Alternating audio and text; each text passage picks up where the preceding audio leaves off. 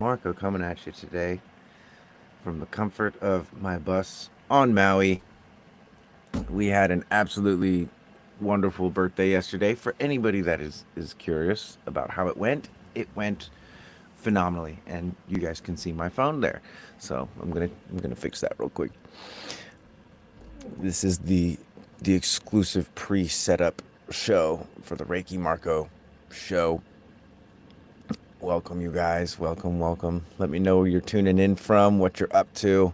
I always get tripped out because I'm like, sometimes people are like at work or they're like on their way to work, or it's sometimes people tune into this live in situations that I would not expect, and it makes me so happy because apparently you guys are getting some good value out of this. Otherwise, you wouldn't be tuning in. Anyway, let me get in here and turn TikTok on. And I wonder what we're going to talk about today. Possibly the gate of openness, since that is the channel of today. Um, Car running errands. Steve, what's up, man? Welcome to the live. Where else? Where else you guys calling in from? Running errands. See, that's exactly what I mean. It's like a podcast. I'm gonna start a podcast soon, guys. I promise. I'm not just gonna like not have a podcast forever. I will eventually be bringing through a podcast. I promise. Prana, what's up, my friend? Hello and hello. Aloha from the Bay. Happy birthday. I work from home and appreciate the time plus value. What's up, Summer? Thanks for tuning in. What's up from the Bay? Man, I found out that I was going to be a dad. We were in the Bay. Me and my partner were in the Bay. And we had just finished going to a concert, an LS Dream concert, which is like bass music, but like a very particular kind of bass music, like very conscious bass music. And even though the show itself was pretty ratchet. Um, and then a couple days after is when we took the pregnancy test and found out or my partner took the pregnancy test and found out that we were gonna be parents. So um, my birthday was amazing. I had probably the perfect birthday. If you guys want to know what my birthday was like, I woke up, I had breakfast with my family, then me and my partner just chilled, like literally just chilled so hard. Then I went over to my buddy's property and we had a potluck, drank tea all evening, spun my lightsabers. I didn't play my guitar and sing as much as I thought I would have, but it was a perfect birthday either way. The weather was amazing, and yeah, it's like as when I became a dad, and for those of you with children, I'm sure you can resonate. For those of you without children, I don't mean to be exclusive, but this is just a threshold that when if you cross the parental threshold, life just changes fundamentally. Like it's the same, but my perspective on life completely changed in that I'm doing the same things, but I'm doing them for deeper reasons than I used to do them. Before, freedom to me was freedom because I didn't have any responsibilities to anyone other than like keeping myself healthy, etc. It was just all about me. And now that I have a family, it's still all about me, but it's also about them. And what I mean by that is like learning how to dance with my obligations to my family and with my obligations to myself as an individual and a human being has been it's given me all of the calibration that I've been looking for in life, looking to this teacher or this system or that system.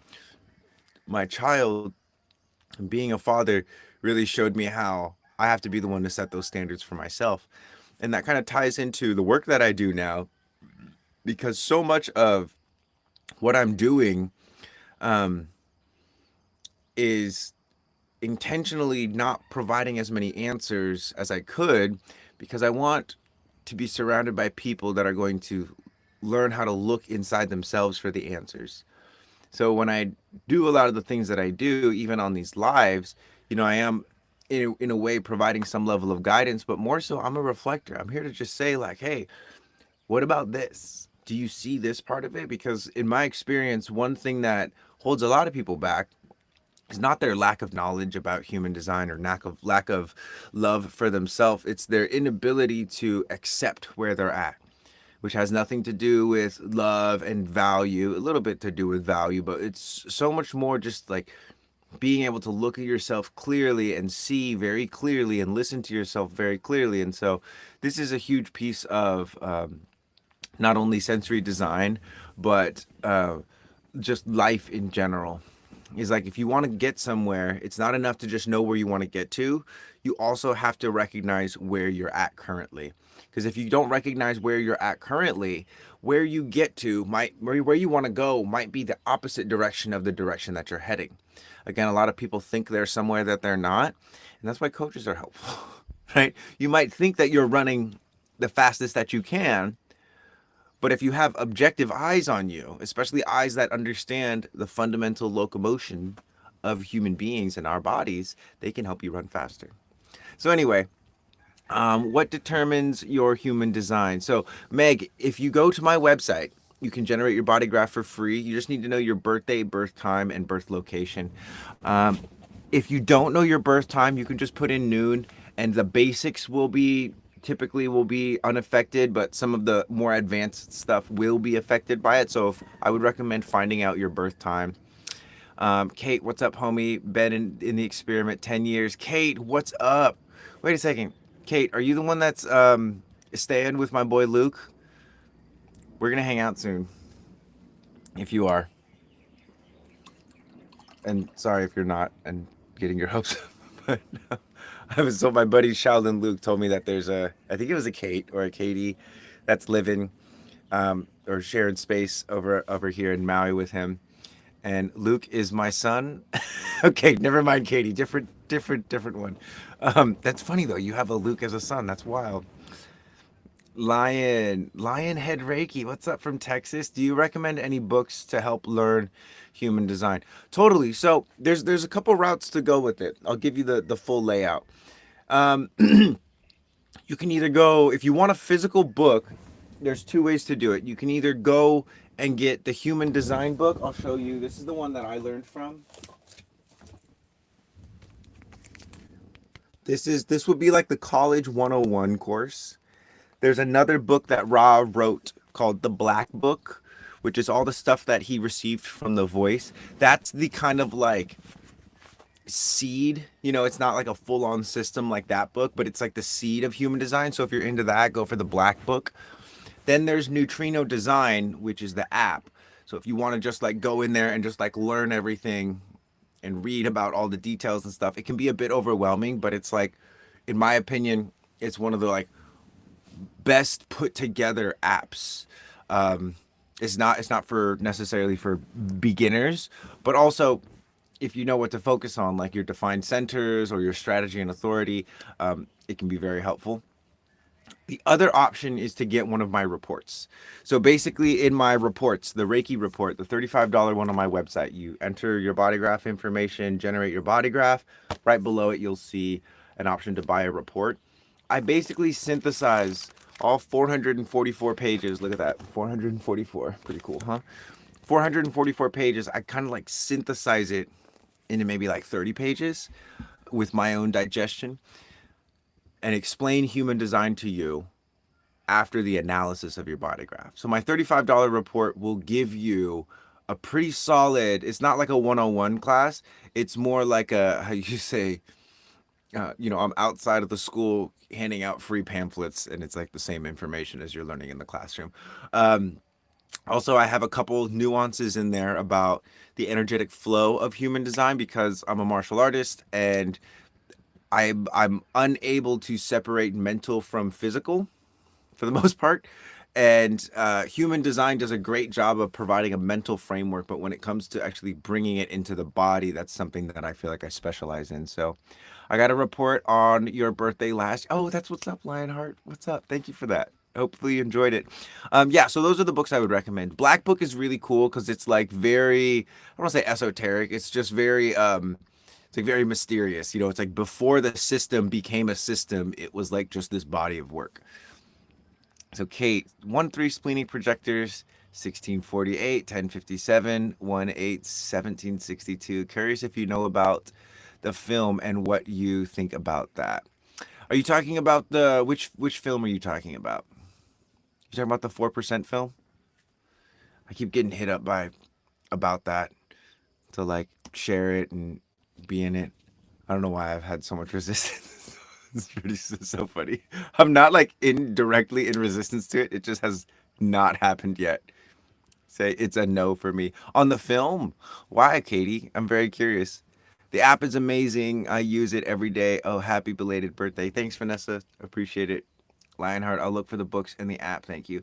Yeah, like and also Lionhead Reiki. What is your intention? Like, do you want to learn how to read people's body graphs? Do you want to discover the origins, the history? What is your intention with wanting to learn more about human design? Because everyone has different intentions of wanting to learn about human design. But I could probably guide you in a better way if you tell me your intention. What kind of point field are you weaving, my friend? I would also recommend that if you wanted to learn like the heretical style of embodying human design that me and my partner Pasha are pioneering, that uh, you check out the archive. We're doing some cool stuff in there. We got people developing spidey senses. It's awesome. So Kate, yeah, it just feels inauthentic and very open-hearted, not self. Kate, I'm like loving you so much. Yeah, I'm curious because I recently have recognized that we're each going to attempt to find the 4% in our own way. And it's not that I don't think the film is a good idea or that it's again, I just haven't felt a really strong call to participate in any way. And I've had a lot of invitations.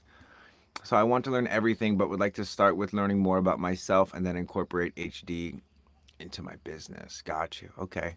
So business is a very interesting topic when it comes to HD because within human design, there's a system called the BG5 or the Penta, which is the ability to take 3 body graphs, 4 body graphs, or 5 body graphs and mush them together and basically like see if the business is going to work, which is very different than like a solo entrepreneur using human design to unlock their body graph. So, Lionhead, that's what these lives are for, my friends. So, if we can help in any way, we'd be happy to.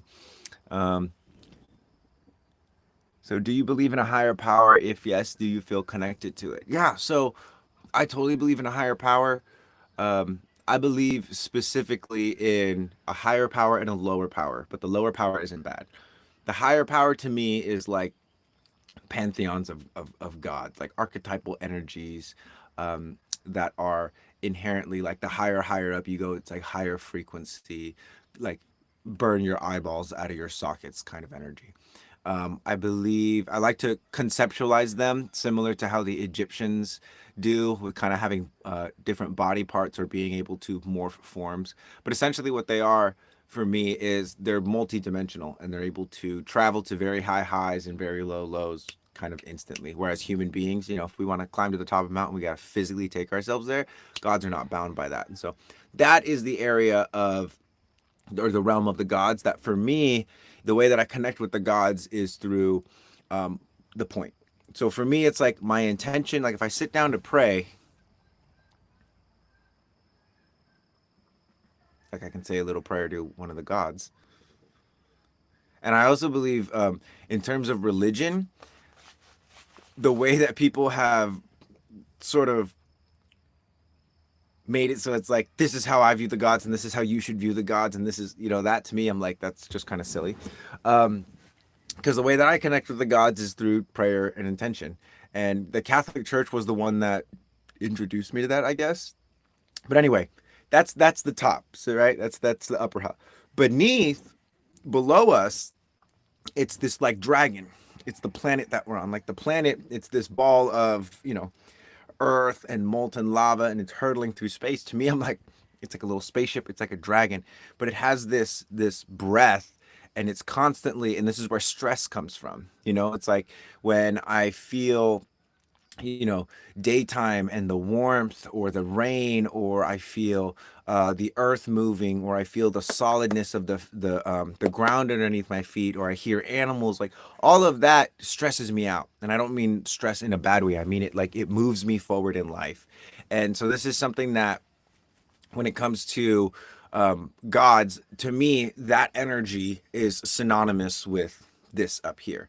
They're not the same, but they are interconnected. Like if you go high enough, you go low. And the way that I connect with them, again, gods above, I connect through like prayer, and the gods below, I connect with through dance and movement and martial arts and stuff. Do you want me to do? Oh, Satori Velope. I'm sorry. I'm not gonna let you cut my hair. Not for all the money. Maybe some of the money in the world. How much would you pay me?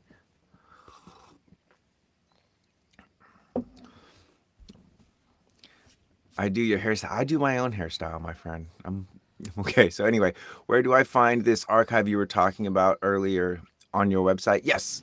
So it is. Oh, that's what I'm going to do today. Work on my website today. Um, but the so Vanessa, it's on. If you click the links in my bio, pretty much anywhere. You'll see the button that says the archive. It's a membership. It's 37 bucks a month or 333 for the year. I recommend going for the year just because it's like after this year, you're never going to be able to lock that price in. And if you lock in 333 now, that's going to be the price. Like I'm never going to raise the price on you, basically. Um, the reason I also say that is because you get a couple months for free. And with this kind of work, it's not like you'll get results after like five. People are like, after 5 days, they're like, yo, my mind stopped thinking. My mind is always thinking. These are people with defined heads and ajnas, by the way. They're like, I'm not thinking as much. My sacral's undefined. I'm not eating as much food as I used to. I'm not anxious about food. So we're getting people with some really wild results in the first week. But commit to this for a year, and if it's paid for, you can kind of commit to it. That's the whole point of a payment. Um, a contract and an agreement with yourself. But if you commit to a full year of doing this, not only are you going to have some of those wild upfront results, but your literal face will change. 1,000. Can you good? Can you flip your hair forward? Satori, I'm sorry. This is not a. If you wanna actually talk about something, you can email me. Support at reikimarco.com is my email. You can send me an email. I'm not gonna continue talking about this on live though. I know the hair is pretty, but yeah, we can talk in email. You're welcome, Vanessa. Yeah, you're really gonna enjoy it. I promise.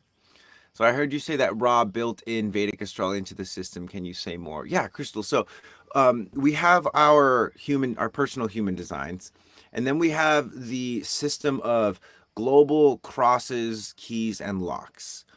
What I mean by that is that in the same way that a human being will come into this life through a certain cross, each age of the planet, like a longer term age, and this is where he brings in sidereal and Vedic astrology, comes in through one of those crosses as well. You'll hear a lot about this. I guess it's a prophecy. 2027, the shifting from the age of planning into the age of the sleeping phoenix, whereas planning is very much so about governments and infrastructure. You scratch my back and I scratch your back, and all of us planning infrastructure, community. It's very tribal. And then we're shifting into the sleeping phoenix, which is very individual. It's very much so going to introduce a type of person that we are going to view as autistic or mentally disabled, but really they're just disinterested, authentically disinterested in anything that's not something they're actually interested in. Does that make sense? Like autistic people, savants, whatever, they seem like off to us, but that's simply because they're tuned into something else. Like they don't have time for any of this, like keeping up with the Joneses or staying current on world events, or doing, they don't care about those trends and stuff. It's just very much so internally their authority is like, this is all I care about. And so that's where the rave children are going to come into play. And those aren't going to be born until 2027, and we're not really even going to shift fully into the age of the sleeping phoenix until those people that were born The first people that were born in 2027 actually live out their 100-year life cycle. So anyway, Vedic astrology, sidereal astrology, that's built in when we're looking at the global incarnation crosses, and then a tropical is what we use for personal. And great question. Someone asked about the 4%, by the way, why the movie was called the 4%. Not my movie, but the concept is cool enough, and I'll talk about it. So basically what Ra says is that out of the entire population, only 4% has the capacity to mutate, being that only 4% of the 7 billion people on planet Earth actually have the physical capacity to be an individual. And then out of that 4%, only 4% of that is going to actually take advantage of that capacity and mutate. The rest are just going to stay conditioned. And what we talk about conditioning as oftentimes is this like negative thing, but the conditioning is actually very important and fundamental. Like, you could not have your transformation without your current conditioning. A lot of the people view not self and conditioning as like enemies, and in a way they are, but in the same way that an enemy or an antagonist will be the thing that forces a protagonist to step into their destiny, to step into their power, to learn new skills, to grow, and ultimately overcome the antagonist. Like, your conditioning and your not self are there so that you can grab onto it and leverage yourself and get on top of it. It's not there to like push you down and shove you down. Some people think that, but it's not. So Steve, my sinuses are slowly opening and I'm dabbling so far. Once I get going. Oh, right. Yeah. So Steve, you've just been dabbling. That's honest. I love that. I appreciate it. Yeah. When you join the archive, it's like you can hit it. You can do a class every day. You can spend an hour every day, 5 days a week, 7 days a week, however much you want. Or you can, tap in, do an hour a week, watch a video over the course of a week and just dabble. But the more you put in, the more you get out. This is very much so about training your nervous system, retraining your nervous system so that you're not perceiving your own effort or challenge as a reason to give up, a valid reason to give up. Jamie, we are mutating if we are shifting out of the outward focus, like you were speaking about autism. I am having less emphasis on outside things and more focus on inner work. Precisely. So that would be the contrast between the external and the internal authority. And this is a beautiful conceptualization that I think human design does a really good job of illustrating. Essentially, the outer authority is like the head, right? The mind and the senses, they perceive who's standing at the podium, who's the person with degrees on the back of their wall. Like, these are my degrees, guys. Do you see the trees? Anyway, who's the person that has been talked up by the person that was speaking before. That's all the external authority. And it's the senses that tell us where the external authority's power is. Now, the thing about the external authority is that I can say I have short hair, but I very obviously have long hair. But I could be so convincing and so charismatic that everyone thinks I have short hair. Maybe I just wear my hair like this and people think I have short hair. You guys see how easy it is to become an external authority when in truth, that's not exactly what's going on. And so this is the issue with the external authority. It's that the external authority can be fabricated. The external authority can be a ruse. It can be an illusion. And then you have to rely on your internal authority, the inner world, specifically your organs. Like, your heart has an intelligence. People talk about the electromagnetic field of the heart all the time, but they don't know how to hug their heart. You guys know you can hug your heart, take your arms, drive them into your body, and instead of expanding your lungs outward, try and expand your lungs inward and hug your heart. Then once you do that, swallow. This is the kind of stuff that we do in the archive. We connect you back to your nervous system, not so that you can optimize something going on, but so that you can just feel what the hell is going on in there. And then once you start to feel that, that is your inner authority. Your solar plexus is a ganglia. It's a bundle of nerves. Your sacral is your ovaries, your testicles. The spleen is an organ. The G center is your blood and your marrow. Right? And so all of these your heart is your physical heart that pumps. So all of these physical organs that are their value is being usurped by like shapes on a body graph. What we're doing with sensory design, what we're doing in the archive, is we're helping people return and restore the value of attention and awareness to where it belongs, which is in the body. And we've been very, as a society, we've been very top heavy. We've been very focused on, well, who has, who has the most followers, who has the most influence, who has the best, SEO optimized copy that's going to sell, right? We're very focused on the external authority, which is reaching outward.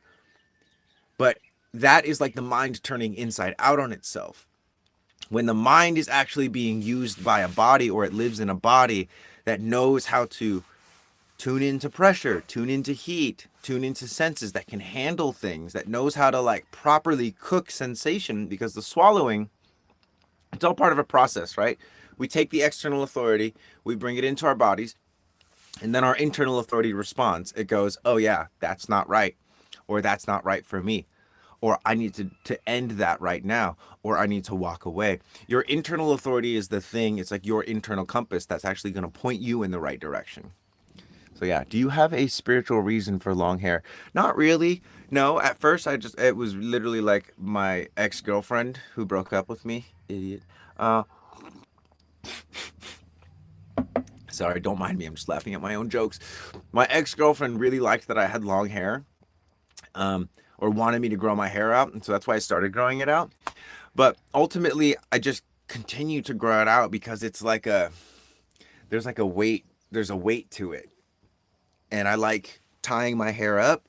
I like being able to wrap my hair around my face. It's like a tail. Like a monkey has a tail. I have my hair.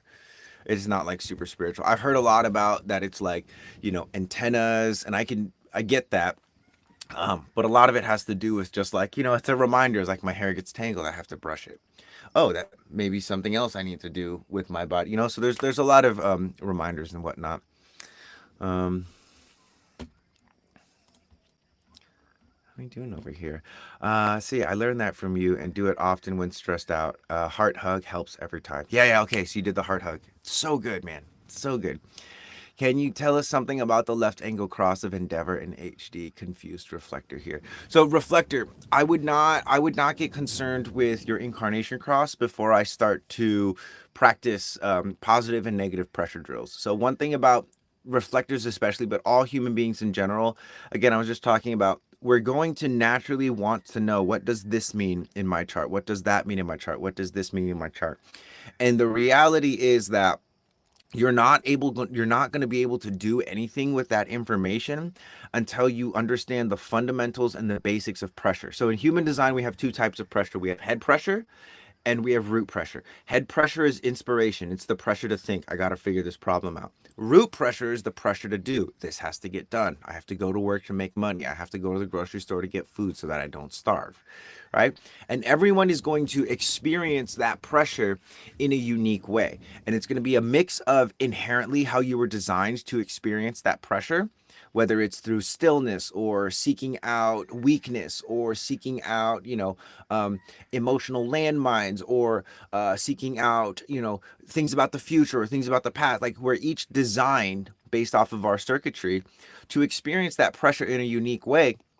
However, we're also conditioned to experience the pressure how our dad experiences it, or to think about problems the way that our moms think about it. Usually mom and dad, but definitely other core key external authorities in our life get put in there. And one of the things that you have to learn right out the gates, at least in the way that I teach human design, is how to deal with positive pressure and negative pressure in your physical body. Now, the reason that's so much more important than your incarnation cross is because your mind is going to take the incarnation cross and just run with it, create a bunch of stories, which are fine. But if you don't have a relationship with, and fundamentally, it's just going to be like a mental, like a hamster on a spinning wheel. It's like, oh, great. What does this endeavor mean? Oh, it means this, and that's why this happened, and that's why that happened. Like, anytime something, like anytime you go against yourself, anytime you sin, that's the real meaning of sin, is to go against yourself. Going against God is kind of like I don't want to say symptom, but we're made in God's image, right? And so sin, the original word of sin means to go against yourself. It's the greatest evil that you can do is to go against yourself, to go against your internal authority. So let's say your internal authority is your sacral or your solar plexus. Something inside you goes, no, I don't want to do that. But you say, oh, but that's the smart thing to do, so I'm going to go do that. That's sinning against yourself. That's where the not self comes out. That's where you experience strife, struggle, overwhelm, overthinking. It's habitual going against yourself.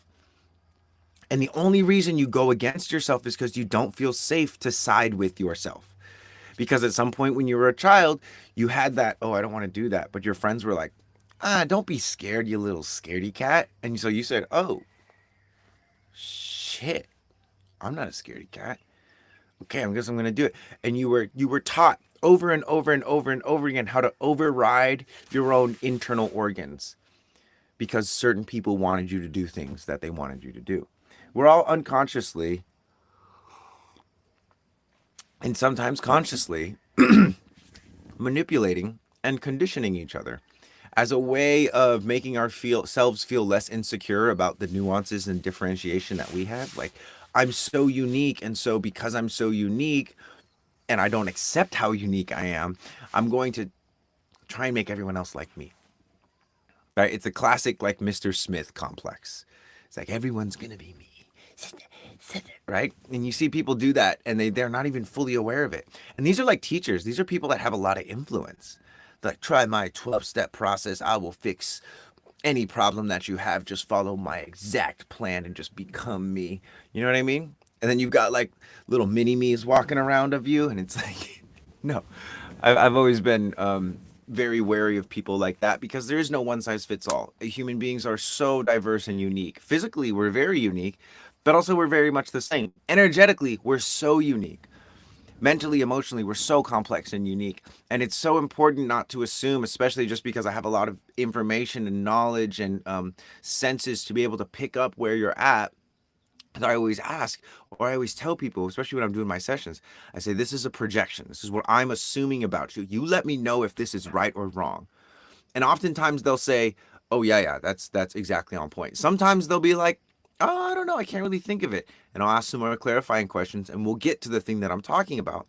But it's not this, again, it's not like you can just solve, you use the past solutions in a new type of way.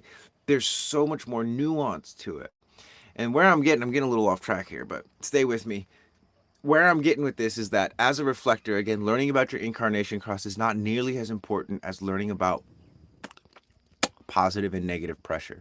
And so one of the ways that you can experience this and start to build a relationship with pressure is just literally by engaging with it. So you smell, plug your nose, and push. See what happens to my neck? You guys can see this, right?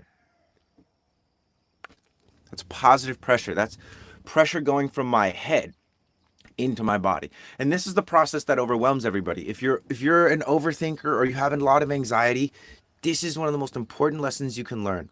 The only reason you have overthinking and anxiety and you feel like there's so much pressure in your head is because there is. It's a part of a process though.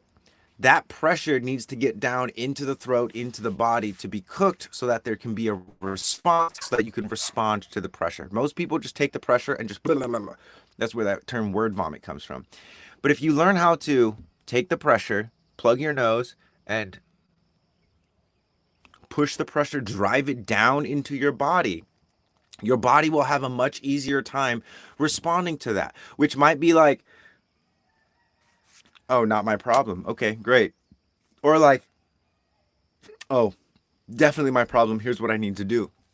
But when they say tap into the intelligence and the wisdom of your body, it's not just like make up a meditation for yourself. It's physically put your thoughts and your brain into your root so that you can use your root to help make decisions so that the brain doesn't just have to do it all on its own, so that the mind doesn't just have to do it all on its own.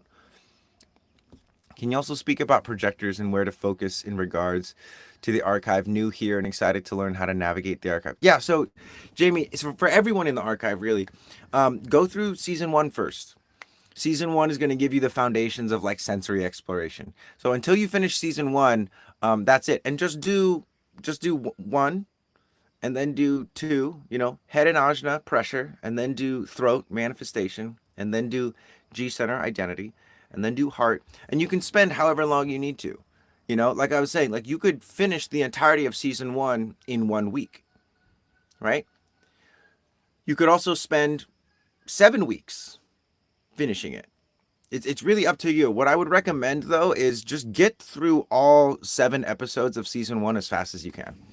And by as fast as you can, I don't mean like rush through it, right? Like there's a timeline. What I mean is don't hyper focus on like this technique or that technique. Just get through the entirety of it and then go back and rewatch things that like you need to. Because ultimately, again, this isn't about you learning our system. This is about you learning about your physical body.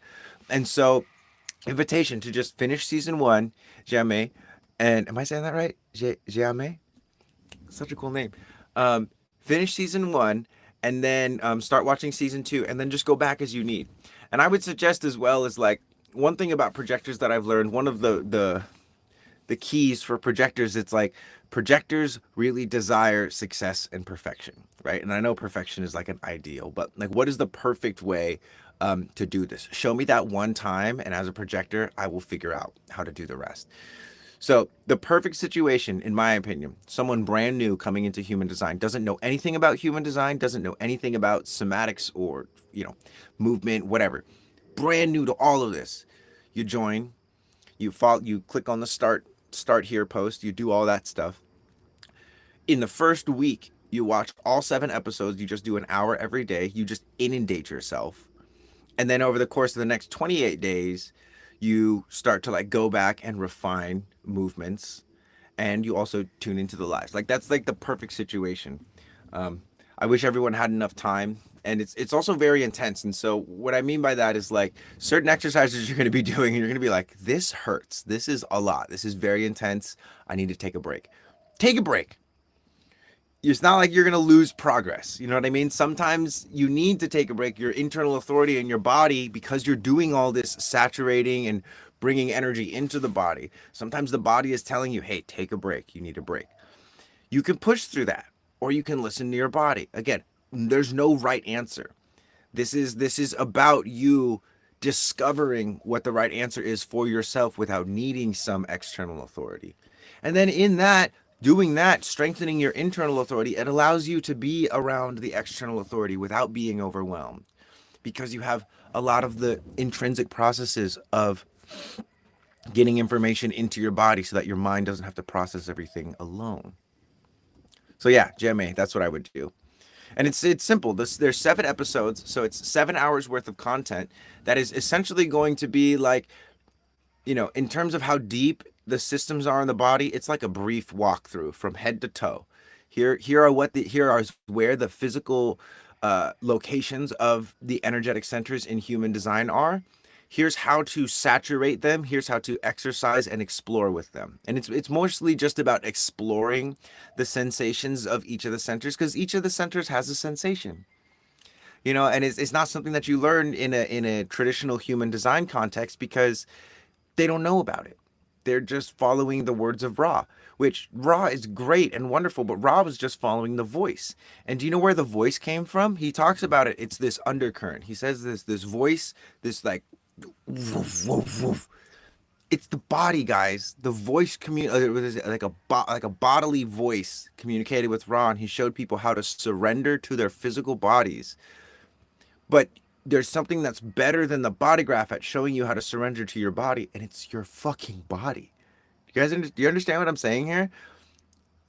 Our membership is designed so that it shows you how to use the mental conceptualization of your body graph to actually surrender to your body. And it's 7 hours of a course. It's a 7-hour course essentially to start the exploration.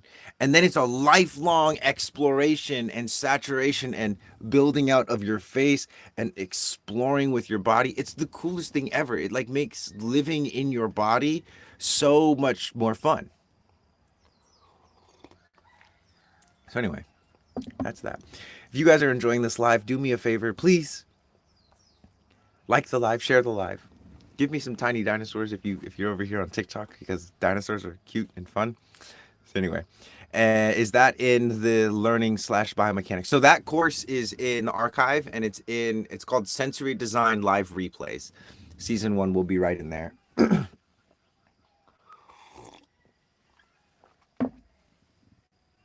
And then biomechanics is a whole nother course that you're welcome to start watching whenever you feel like. That one works the same way. It just goes from 1, 2, 3, 4, 5. You just go right down the line with them.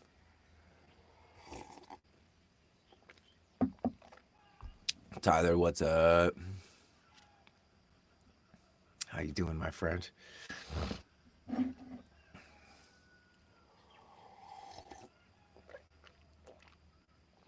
Ooh, that's some good tea.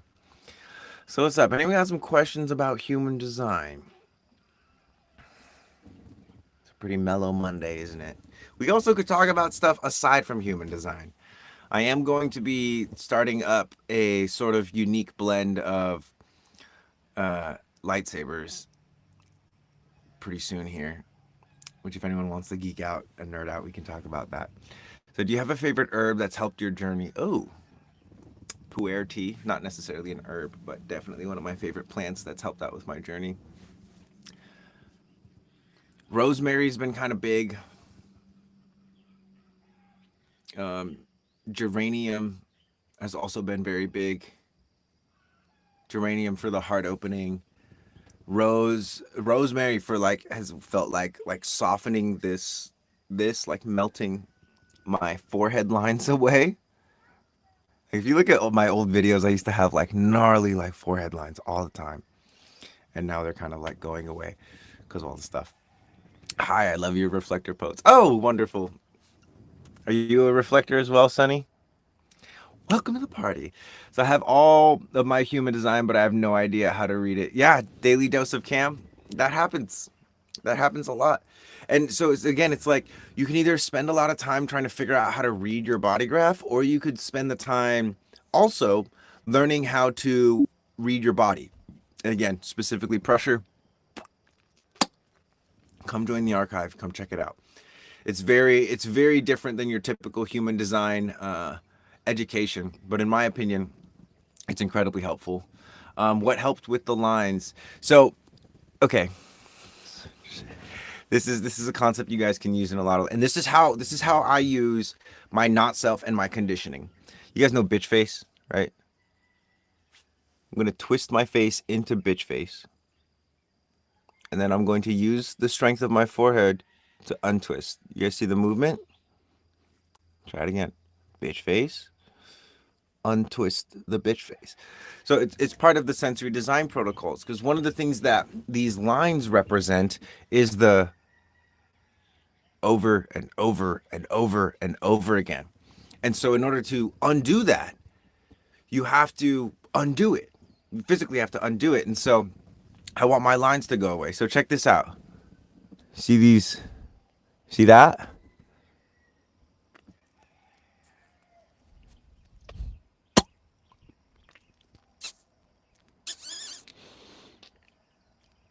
You guys see that? You don't need Botox. Eat your lips and then suck.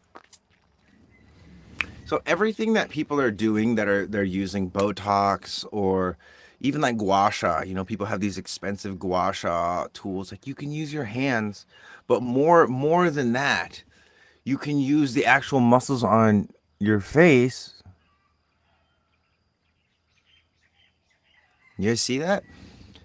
It's work though. Like you can't just like go to a doctor and they inject your face into it. Japanese face massage and exercise. Yep, there's that too. There's a lot of different things that work. So anyway, can you show me the forehead one again, please? Yeah, so you just grab your hands like this and you twist yourself into this bitch face. And then you untwist it. You use the muscles on the back of your head to pull pull your face tighter. So you just basically have to strengthen small muscles that don't get a lot of reps or they get shut down really easily. So yes, can say my name Jamie or Jem. I appreciate you, Reiki. I'm a client of Pasha's, but so happy to be doing more weekly work. Yes. Jem, definitely you're gonna. And the cool thing about working with Pasha and working with me and working in the archive as well is eventually you realize that, you don't need me or Pasha. And then something really beautiful happens and you're like, oh, I just like these dudes. And the work that they do works for me. And so whether you continue to do sessions with us or not, like our goal, we don't want to be doing sessions and teaching people this, how you say, if we have to keep teaching the same thing. Like we want to be working with people that eventually get better, that don't need the doctor or the specialist. You see what I'm saying? And so much of our why we're going to spend time with you is to show you that, hey, these answers that you're seeking are inside of you. And that's what we created the archive for, because not everyone is going to need or desire or want that kind of one-on-one attention. And so that's what we created it for them.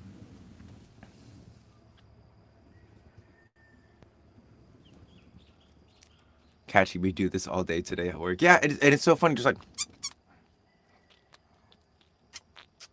it's breastfeeding. It's breastfeeding.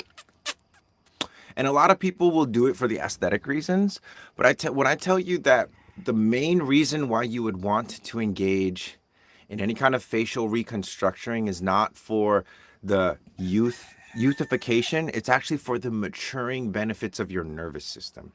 What I mean by that is when you actually engage with the breastfeeding mechanic intentionally, you're able to continue developing parts of yourself that when you stopped breastfeeding, those processes slowed to an eventual halt. And it's about bringing nourishment. It's about feeling safe enough that the thing in front of you is actually going to nourish you. Everyone is so suspicious now of the thing that's right in front of them, and it's important to know when that suspicion is telling you about danger or whether it's just, yeah, teaching us to fish. Exactly. That's exactly what I want to do. And so with this, if you have big lines here, take your face, squeeze it, and then, okay, how do I, you know what I mean? Like play around with your face. Like, why do we love Jim Carrey? Why do we love William Dafoe? Why do we love these guys that can go like, like with the weird faces and stuff like that? It's because the face is where everything starts, guys. It's not where it ends, but it's where it starts. Steven, no, I haven't, but I'm going to probably this week because my buddy Luke told me about this tea called Emerald Heart, which is my partner's name is Emerald, and so I'm probably gonna spend it on that. Was that line sabers or lightsabers? Oh, Steve, I said lightsabers. Like this is the epitome of my teaching, guys. Like 13 years of Reiki and a lifetime of martial arts has ultimately, oh, that's a fail. Oh, there you go. Have ultimately led me to, Volume high. Volume low. I'm going to be teaching a live in-person course on lightsabers, and not just lightsabers, but I'm going to combine it with sensory design. I'm going to put it on the archive, but then also people on Maui are going to be able to like actually attend this class. It's going to be an invitation only class. I'm just teaching a handful of people how to do this, but I've been trained in martial arts since I was like really young, and then Reiki, and then human design, and then biomechanics, and then sensory design. Like so many systems that I'm realizing are ultimately here to inform me so that I can create essentially like a gray Jedi Academy. That's what that's in a lot of ways, that's what the archive kind of is. It's like a gray Jedi Academy, because we're not just using human design, we're not just using somatics, we're not just using plant medicine, we're not just using biomechanics. We're dancing with what it means to be human, and we're exploring all of the different avenues of how people approach it. Because the top of the mountain is the top of the mountain. The center of town is the center of town. If you come from the west and I come from the east, that means we both have good stories to share, but it's not like my path is better than yours or harder than yours. Who gives a fuck anyways? So anyway, there's a lightsaber course coming, guys, and it's something that I'm incredibly excited about because um, I love lightsabers. I love it, and it's like, one of the things that I think is pretty cool. And let's see if I'm gonna hit anything. I'm obviously in a. There you Color go. change. I'm obviously in a small, like, there's the ceiling, there's the floor.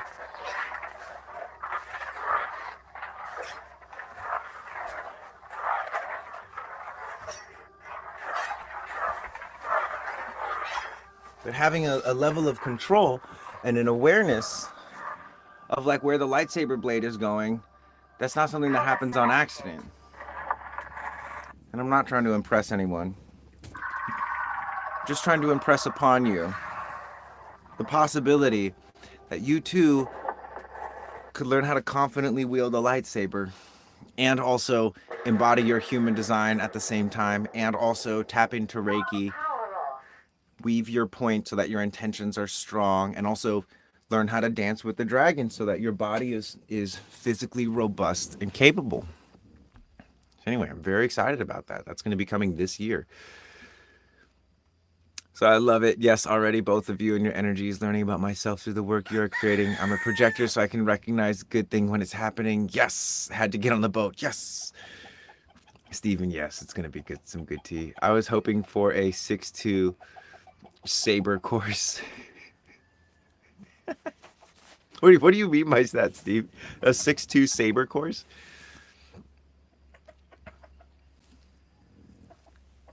It'll be for all the profiles. I mean, I've always been so obsessed with lightsaber techniques. But one of the interesting things that a lot of people don't talk about when it comes to lightsabers is a real physical lightsaber, something that's emitting a blade of light, would vibrate so much that Jedis actually have to use the Force and a certain type of grip to even be able to wield these things.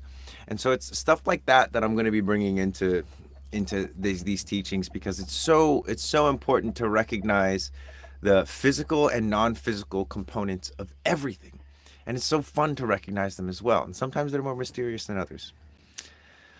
Lionhead, I have a question. As a Reiki practitioner, how do you recommend working through difficult this? What through difficult this? Is there more of that?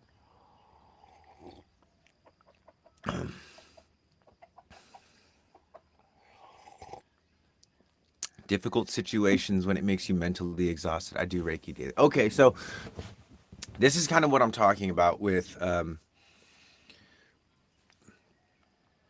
the emphasis of Reiki being about a spiritual connection and less about a physical embodiment. And so, one of the things that this is telling you, if you're mentally exhausted, it's because you're not using your physical body enough in your sessions. And so, one of the things that I would tell you to do, like you were probably taught with Reiki to like be in a relaxed state, right? When you're given Reiki, it's like this, and your hands are nice and relaxed, like you're soft, you're EK, you're letting the energy flow through you. What I want you to start practicing is just put a little bit more energy, and watch. Look at my hands. I'm going to get really close. Look at my hands. This is fully yin, and this is infusing a bit of yang. You see this? This is a little different than the yin, yin, yang. Now watch this. This is full yang.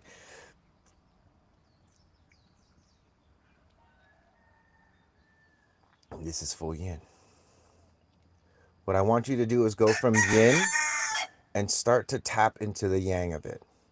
Start to tap in, and not just in the hands, but also in the face, also in the heart. Like, you need to be engaging your physical body more, because what's happening again is, and again, so many of your teachers and so many of my teachers and so many people, spiritual healer wise, they're very much so underinformed about how much the body plays a role. It's the body is like a side note. It's like, oh, here's how to keep your body healthy while you do all this spiritual point wizardry shit.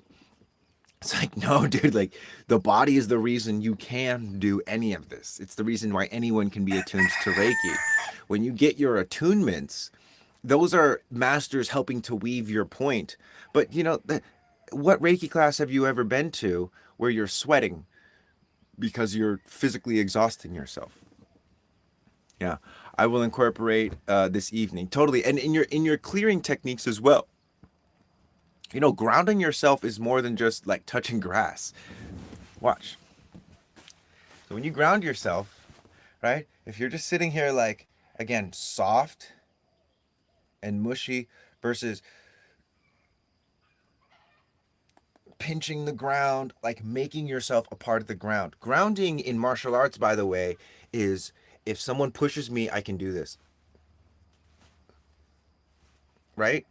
It goes directly into the ground versus soft, you know?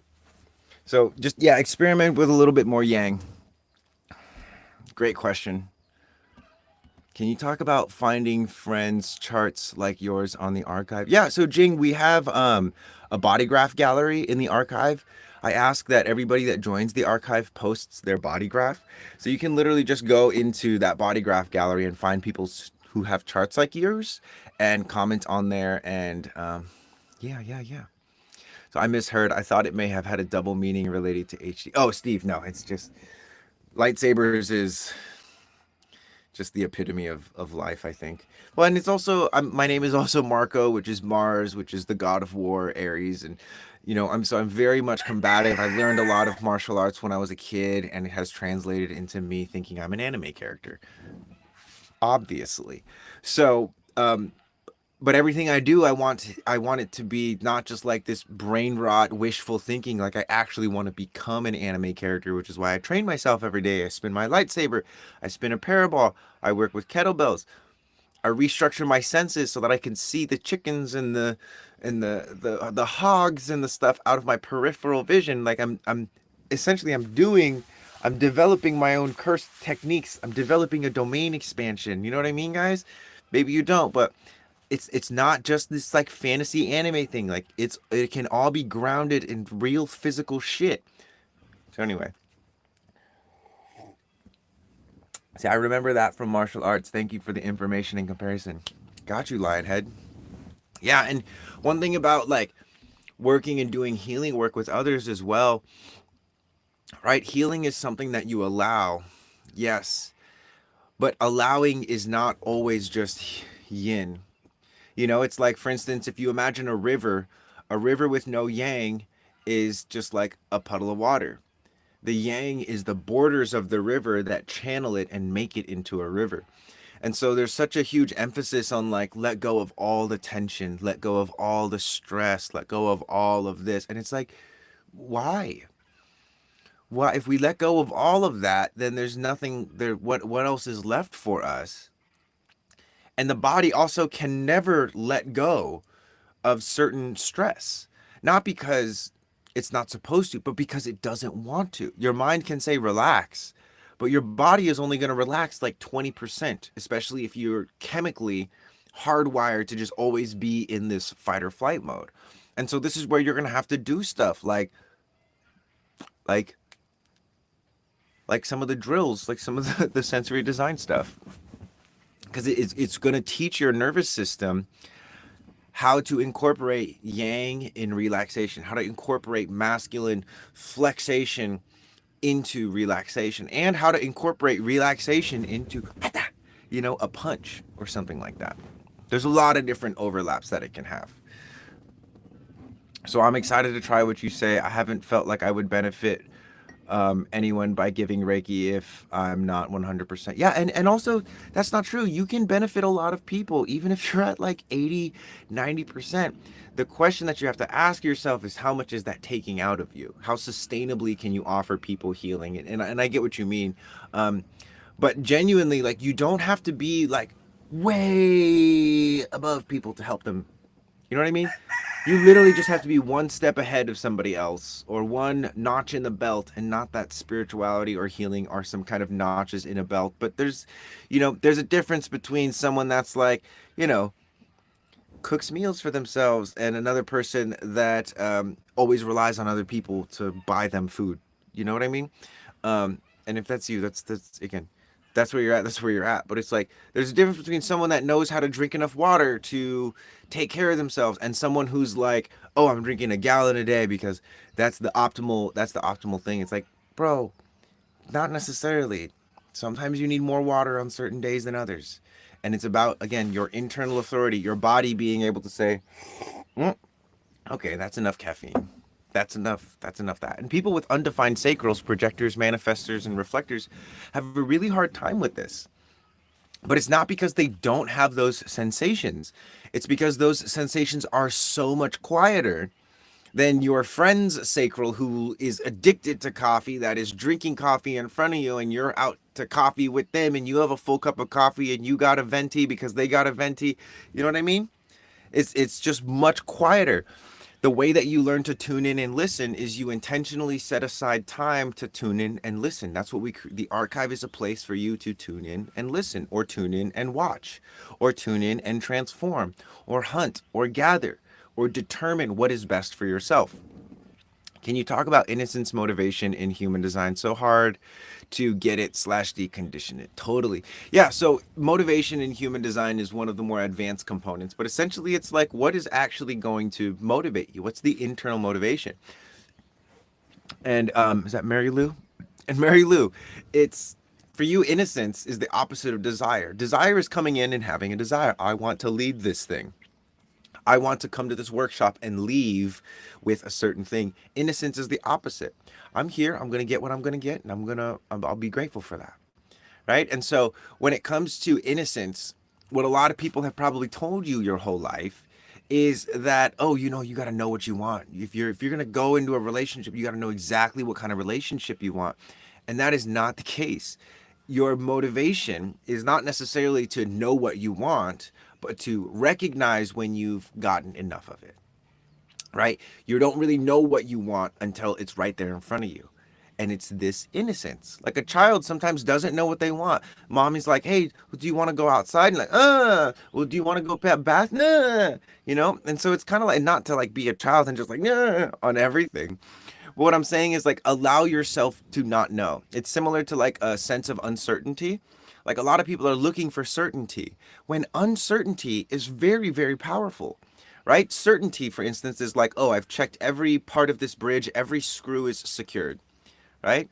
Uncertainty is like, I haven't checked every part of this bridge. I don't know if it's secure. Uncertainty leads you to certainty. Certainty leads you to uncertainty. I've checked every screw on this bridge, but have I checked every joint? Have I checked every tension on every wire? You see, so innocence and desire are two sides of the same coin. And generally, what you want to do is approach from not having an agenda. And one of the ways that you can recognize or get back into innocence, like again, let's say you have, an experience or a relationship, right? That you're like, oh, I want to experience this in the relationship. What you got to do is you got to learn how to take that desire of yours and process it with your physical body, which you could literally imagine fill your cheeks up with air. Sorry, I got to verify my humanness with a freaking puzzle piece. Yep, I'm human, TikTok. Don't trip. Don't even trip, chocolate chip. I'm human. Um, Fill your cheeks up with that desire and then learn how to swallow it into your stomach. Once it goes into your stomach, listen to whatever internal authority that you have, whether it's your sacral or your solar plexus. And again, this is sort of advanced stuff. Motivation, you asked about motivation, so it's an advanced topic. You have to learn how to be able to listen to your organs, and like swallowing your desires so that you can discover where the innocence is, where the actual motivation for you is. Because sometimes for you, it's like the things that you desire aren't really the things that you desire. They are the things that other people say that you should desire. Really, what you want to be able to do And what's actually going to give you energy to do something is to be innocent in the exploration of something. So, like, Marilu, come join the archive. Not because you're going to be able to, make the crow's feet on your eyes go away or develop your nervous system, but just come because it's something that you've never done before. And it's exciting and it's nuanced. And it's something that is, how you say, different than anything else you've ever tried, if you're not already in there. Jing, right angle cross of tension. So it's about tension, my friend. Where are you holding tension in your body? Where do you not have enough tension? It's about tension. Where are you creating tension intentionally? Where are you creating tension unintentionally? The body is a very great place to start with the right angle cross of tension. Because right angle is about personal destiny. So it's like literally, where is the tension in your life? Where do you perceive there to be too much tension? Where do you perceive there to be not enough tension? And I can tell you right away that you don't have enough pressure and you don't have enough heat in your body. Your mind thinks at a certain level of pressure, anything above that is dangerous, and anything above a certain level of heat is also dangerous, but it's not. You're just afraid. You can take a lot more pressure and you can take a lot more heat, but not until you actually start to train your nervous system to stop perceiving pressure and heat internally and externally as a threat to your existence. Like, us human beings are designed to handle pressure. We're designed to handle heat. But unfortunately, or maybe fortunately, I don't know, the situation that we find ourselves in is that we live in a society where if someone says something mean online, I can report them and get them banned so that I can just block them. In real life, you can't do that. You can't just erase someone from your existence. In real life, in real reality, physically, if you're in a class with someone or in a workshop with someone. Thanks, Rooster. Let me close this door. No food for you. I already fed you, dog. Um, if you're in a class with someone or you're in a family with someone or in a friend group with someone, you can't just make people go away. You understand that, right? And so society has brought us into this world of illusions where we can just make people that we don't like go away rather than having to learn how to tolerate, okay, this dude shows up to class, 10 minutes early and he's always on one. So let me just like meditate and stay focused rather than letting him draw me into, you know, a teasing situation, right? Like kids, when they're bullied in school, the teacher comes in and breaks it up. It's like, what if we just let the kids fight? Then all the kids would be good fighters. And this you can find this in Eastern schools. I feel like probably there's a lot of different problems in situations, but it's like if kids got beef in my school, if kids got beef, they would have to fight it out, physically fight it out. And that way, if you had beef with someone, it would just make you stronger. And also one thing about boys is like we're supposed to fight. I think girls too. We're supposed to like fight each other and test each other. Especially that's how we like you see dogs do it all the time. They're like fighting, but they're not like trying to kill each other. They're just roughhousing and wrestling. But we've made life in society so cushy, and it's given people a false sense of safety. They think they're safe because some external authority or some moderator is going to come save them rather than they're safe because of who they are. And here's a great quote: a bird on a branch is not safe because of the strength of the branch, but the strength of its wings. If the branch breaks, it can just start flying. Most people are betting that the branch they're sitting on is not going to break. They're not betting on the fact that if the branch breaks, I have strong wings. So, yeah. Your rooster in the background is triggering my nervous system, but in a positive way. Brings back positive childhood memories. I love it. I'm a water rooster, by the way. 93 was my birth year. And it's funny because I am surrounded by roosters now.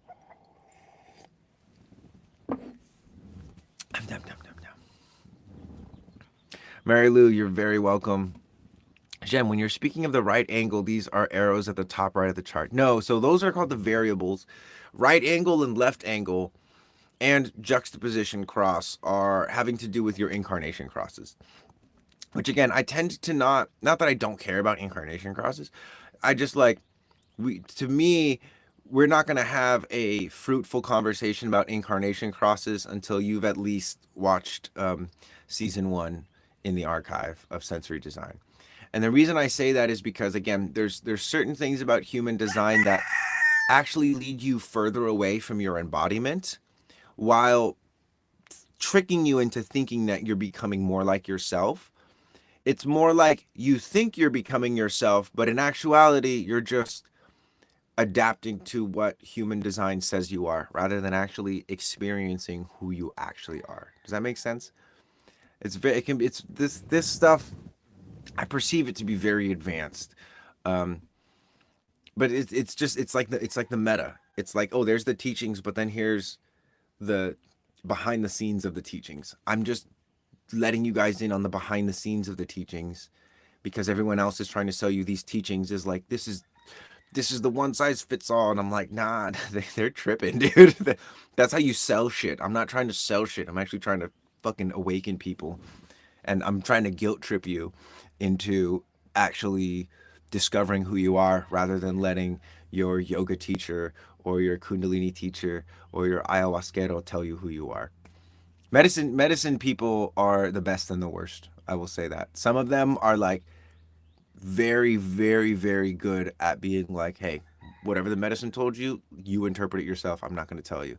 Some of them are egotistical maniac psycho fucks, and they're like, oh, the medicine told me to tell you that this is blah blah blah blah blah. Red flags. Be mindful.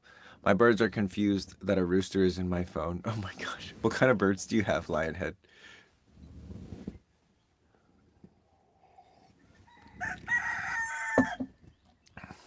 I love the rooster. It makes me smile. That is so good. Thank you. You're welcome. You're welcome, guys. I love you. That's why I do this. It's so important for me to share this, because for a long time I was like, man, no one's gonna vibe. No one's gonna vibe with this. It's too different. It's too weird. All my ideas are like so heretical. How am I gonna teach this? And it's like, Marco, you're not a sixth line. Just live it. And whoever wants to fuck around can find out. Oos. Oos. Marco, are you thriving as a reflector? I am. I'm having trouble here. Larry, I have had a lot of trouble as a reflector because of the exact things that I'm talking about. Because the world is measured with metrics that are decided and determined by this, as opposed to what's going on in here. As a reflector, your main goal should not be to learn a lot of things about human design. It really should be to redefine sensation, redefine your relationship with effort, pressure, and heat. I made the archive so that people could explore the sensation of inhaling, which is a smell. Right, like everyone right now that's listening to me, do me a favor. It takes literally like zero effort. On your next inhale, instead of just bringing air into your body, smell. What do you smell? And then when you get to the top of that smell, just swallow your saliva. And then after you swallow your saliva and you breathe out, taste the air as it comes out of your mouth, and don't just dump the air. Taste it like you're blowing tea, blowing a hot cup of coffee or hot cup of soup. Smell, swallow, taste. Cost you literally nothing to do that. And even if you did that 10 times for the rest of the day, you would be more saturated in your body. You would be more grounded and embodied than if you didn't. And this is what I mean by, like, as a reflector, everyone is like, oh my God, what's it like being a reflector? And they're projecting this sort of like, the world is so fucked up. You must be fucked up too. And it's like, fuck that. Yeah, fuck that. The way that you thrive as a reflector is you master sensation. You endeavor to create a world inside you that influences the world around you, as opposed to the other way around. Everyone looks at reflectors as these like pocket mirrors. Like, I'll pull you out when life is good, but when you're not good, I'm going to throw you to the side. Or like, wow, it must be a lot living here, doing this, living in this world. It's a lot, isn't it? What's it like being a reflector? I can tell you, because you're the thing that's in front of me that I'm reflecting, that you care so much about other people's shit that you don't even have time to experience what's actually going on in your body. And if you set aside some intentional time every day, it only takes 10, 15 minutes, really. You can do more, but really if you did it every day, it only takes 10, 15 minutes for you to just drop in with yourself in the morning and right before you go to bed, smell, swallow, taste, listen to your organs, and they'll tell you everything that I would show you in the archive over time. I'll show you it faster. Like you could spend 30 years trying to figure this out on your own, or you could join the archive and learn it all in a week. So I would recommend come joining the archive because that's like literally why I created this, so that you don't have to ask another person, how should I live my life? You can ask your organs, hey, heart, do you feel this is worth our time? Sacral, is this satisfying for us? Solar plexus, is this true? Does this resonate as truth in our bodies? Or is there something off? And do I need to like step away from the situation, step away from this decision and get clear with myself? That's your true teachers are inside you. Interesting, yeah, I'm coming up against how I'm designed versus if there was a trauma response or I adapted it from childhood. Example is consideration in a way that I perceive as many different points of views, but designed to lead. So perhaps don't need to be so considerate of others, but then the invitation waiting for my time. Exactly. Like that's one of the things that gets projectors into so much trouble is they're being overly considerate rather than allowing themselves to be like, wow, I've been watching this person for so long and they say they're so close to me and they say they love me so much, but they haven't invited my counsel in. How much do they actually value what I think and see? And it's not your job to make them see that value. It's your job to recognize that they don't see it and put yourself in a position that you don't become resentful of that friendship because they don't see it. I have plenty of friends that don't see my value as as Marco. I don't spend a lot of time with them. I don't put a lot of effort into those relationships. We're still friends. But then I have friends that like ask me often about my reflections of how I see them doing things, where they could work on in their lives, and we talk a lot. And it's not because it's like, oh, they gas me up, but it is because I gas them up and they gas me, and there's a reciprocity, there's an exchange of energy rather than a I want to give you all this, but you have nothing to give me and you're not inviting in anything, or I'm giving you all this and you're not reciprocating. Nature always reciprocates. That's just how it is. How can I handle people coming to me every day, everywhere with their problems? Reflector, just laugh at them. No, that sounds weird, but it's like whenever you're met with surprise or like someone's next time someone's telling you something, just start laughing. Like, that's what I'll do, and then they'll because it snaps them right out of it, right? Like most people will be like, "Oh my god, like this is happening," and if you just start laughing hysterically, they're gonna be like, "What are you laughing about?" And it's like, "Wow, I mean, just like, what do you want from me?" Right? Like what do you actually want from? Do you want my help? Do you want you know what I mean? Like, and I don't know, maybe I'm just being an asshole. That's also I'm a 3-5 reflector, so I'm a for real fuck around and find out kind of person. Like when people do sessions with me, they're at the end of it, they're always like, I was not expecting that. And I'm like, of course not, because you had your healing journey all figured out in your head, and you wanted me to be like a part of your healing journey. What if they say they get hurt when I laugh? Oh, I'm guessing you've done this before. Yeah. Again, I laugh for me, and one of the things that the reason I laugh oftentimes is because shit is so tragic in people's lives, but if they took a moment to actually like feel what was going on instead of like coming to you for advice, they would do something different. They would ask for a hug. You could just laugh and just be like, dude, did you want a hug? Do you want like someone to embrace you and love you? I can do that real quick, but I'm not gonna let you verbally throw up all in my point field. And this is where it is. It's like the reason I say laugh, it's like it's hurtful that I laugh. Well, it's hurtful that you come to me thinking that I'm just your garbage disposal. Like you're just gonna tell me all your problems. And so this is the thing is like be a reflector, reflect back to them. And it's not like match their energy. And I don't say this for every type, by the way, but with a reflector, it's very important to recognize that like if people hurt you and you hurt them back and they're like, "Ah, why did you hurt me?" It's like, dude, you just came in here guns blazing, not even being considerate of me at all. That's why I'm laughing, because that's so fucking ridiculous and inconsiderate of you. Um, Basically, what I would say is, um, Chelsea, the artist, tell people how that feels. Like, don't just let them do that to you. And also, like, what signals are you putting out there? Serious question. What signals are you putting out there that's inviting that kind of energy in?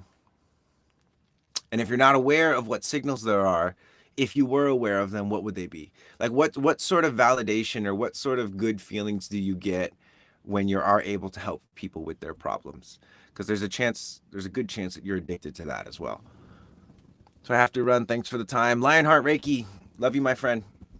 See you next time. Hey, I'm a reflector team and I'm guiding intuitive dance. It's super to embody energy and exit mind. Okay, that was super cool. What else I need? Oh, yes, yes, yes. I'm French, so sorry if my English is bad. Gene, what's up? Welcome. Yeah, dance is one of the best teachers for embodiment, 100%. And I think there's a lot of dance that still gets caught up in like the external reality. That's why I love like blindfold dancing and that kind of stuff. It's very important. MG here. I've been keep going back to people that would use me. I literally suck the life right out of me, and I always make excuses to stay confused and go back. That was 8 years ago, and I'm still paying for it. Listen to your intuition. Yep. 3-5 is intense. Yeah, don't come to the 3-5 unless you want to have your heart ripped out. Can you talk about how you cope with being a third line? For me, it's been really hard to grow stably. Any tips? Yeah, so stability, I don't want to say stability is your enemy, but if you're feeling like really comfortable about something, there's a part of you that is slowly dying on the inside. One of the things about the third lines is it's like fail faster. And actually, Iron Man is a great example. I don't know if you've seen Iron Man, but there's a scene where he like builds the Iron Man suit and then he escapes his captors and then he builds a better one and he's like, let's take it for a test flight. And Jarvis, his AI, is like, whoa, whoa, we haven't run flight test simulations. And he goes, sometimes you got to run before you can walk.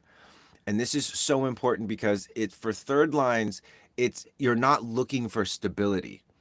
Like one of the reasons that we are the way that we are, movement wise, is check this out. If I fall forward, I have to take a step, otherwise, I'm going to fall. If I look for stability and I try and take the step, that's not as powerful as if I lean forward first and then use my foot to catch me, right? That's different. You'll be tiptoeing through life your entire life if you're looking for stability. You're not looking for stability. You're looking for the proper ratio of learning how to lean into the unknown and trusting that the floor is going to appear in front of you and that your foot is going to reflexively catch you. You just made me realize that I could be addicted to hearing people's problems. Chelsea, that's probably it. So that's why I say laugh, because it's kind of hysterical, because it's like, oh goddamn, I love hearing problems because I'm able to solve them as a reflector. And that's what I mean by like the pocket reflector. It's like, people take you out when they're like they want to like vent and have someone hear their problems, but then the minute you start like being like, hey, here's some possible critical feedback, especially as a 5-1, right? Here's some solutions, or you start asking questions and getting too deep, they're like, whoa, whoa, whoa, why are you attacking me? And it's like, ha ha ha ha ha ha ha ha ha, this is ridiculous. So one of the things that you can start to do is, just accept and start to explore too, journal maybe a little bit about like, what has that done for you? What has the hearing other people's problems kind of like done for you? Right? So okay, 5-1 reflector, and they say I help them just by listening. I have the listener in my chart heart. Yeah, and so that's the thing, is like it's okay to listen to people's problems. But you also got to understand, what kind of point field are you weaving? What relationship are you weaving with them? Is this a relationship where, again, you're the pocket reflector and they put you away when they don't want to get those kinds of reflections? Because again, everyone, whether they know it or not, everyone has their healing journey planned out. Remember this: you have your healing journey planned out. I have my healing journey planned out. I'm going to meet this type of person. They're going to give me these codes. I'm going to transmute this trauma. Everyone's got it planned out, but it's not going to go down that way. And not to spite you, but just because it's not going to go down that way. You have to be open to what healing actually is versus what you think it is. And sometimes healing is like laughing at yourself. Most of the time, healing is laughing at yourself because you're complaining about something that you called into your life at one point.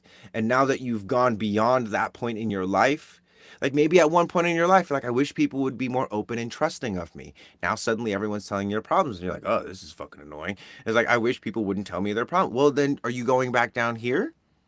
Not for me to say. Maybe you're coming up with just a level of awareness.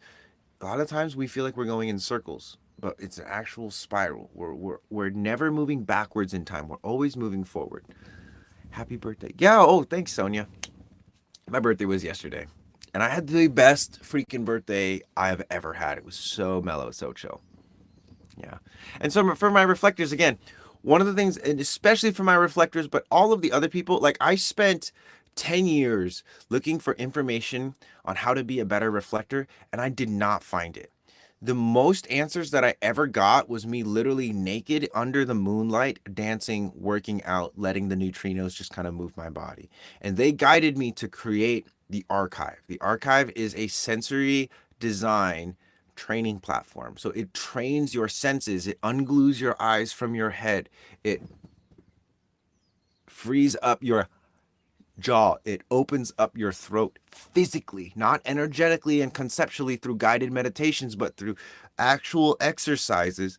You can open up and strengthen the parts of you that literally process reality, so that you feel safer, so that you don't feel overwhelmed when people are sharing, right? So that when you have to tell someone, hey, it's very disrespectful for you to just come up and assume that I have the capacity to listen to you complain about your problems. You do this to me a lot. So that you feel safe doing that.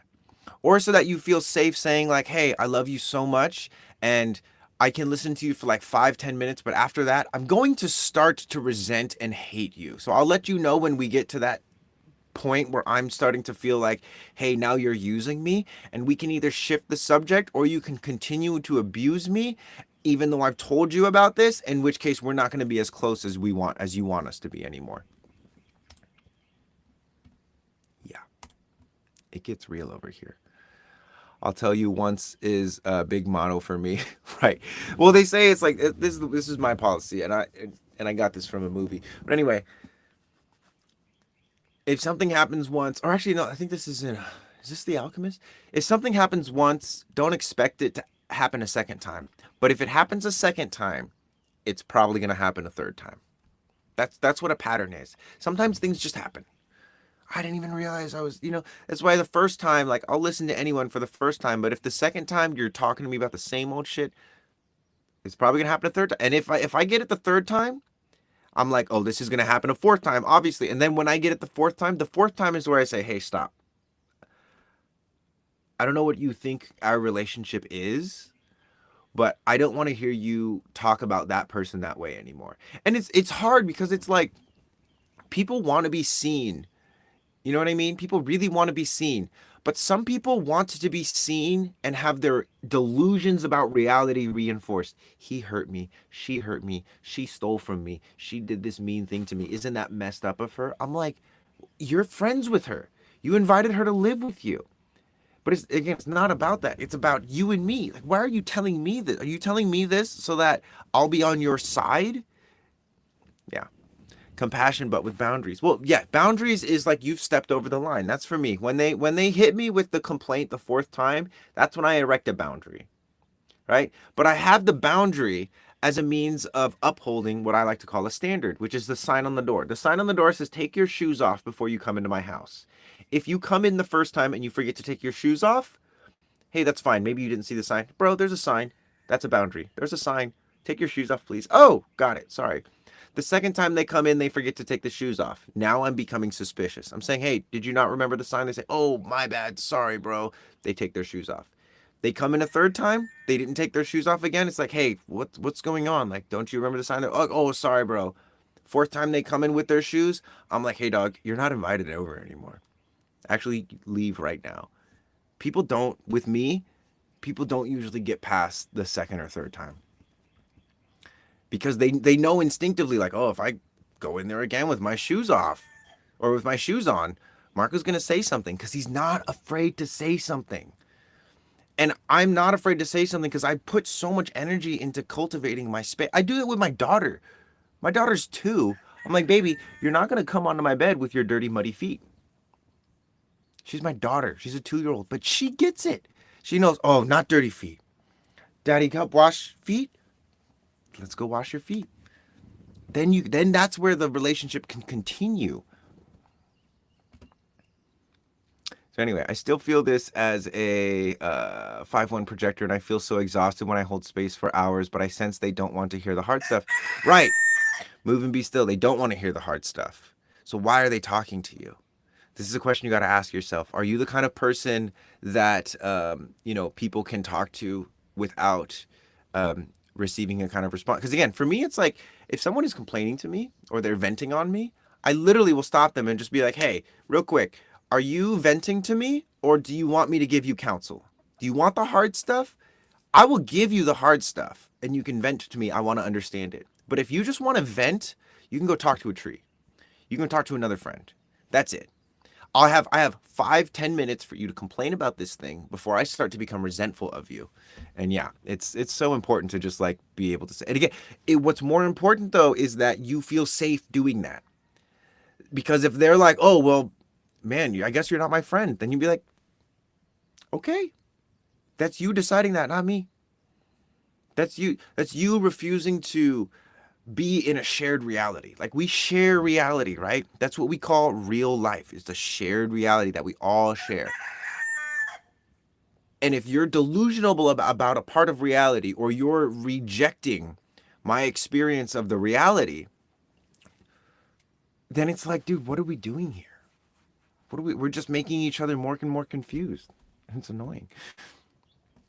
So anyway, how do I enter into the archives?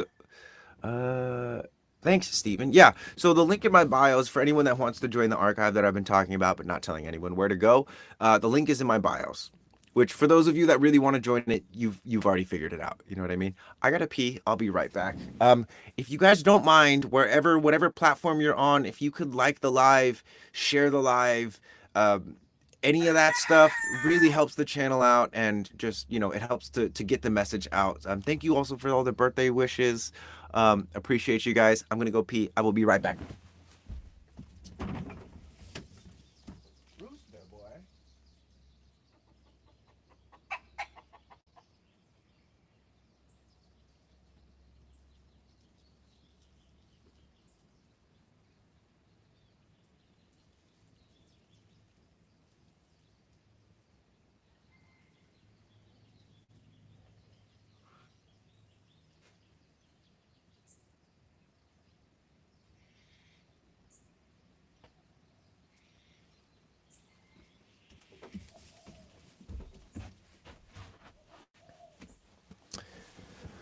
How can I be a good friend? I feel like I'm the one always complaining.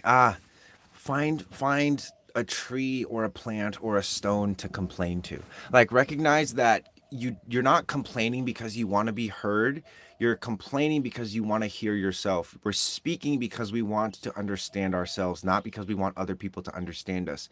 So when it comes to complaining and venting, like I do it all the time. I go out here and I talk shit to the trees, or I'll look at the clouds and I'll talk shit to the clouds.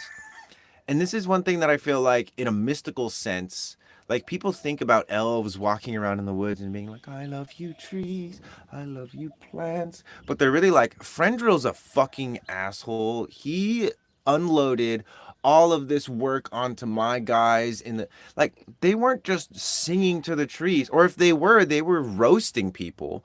And so anyway, yeah, it's really important to recognize that, like, you're not speaking and venting and complaining because you want other people to hear you. You are seeking understanding of yourself. And so just find something inanimate to complain to, because once you've complained or you've cried or so, you know what I mean, like it's more processed, then you can be vulnerable. Hey friends, I was dealing with this thing, I cried a lot, this is what happened. And like you've at least done some work.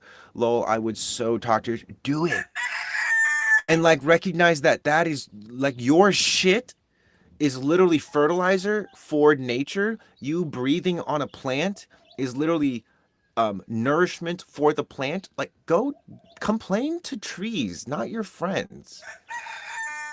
Complain to the trees because they're solid. They're designed no matter what kind of weather hits them. They're designed to be solid.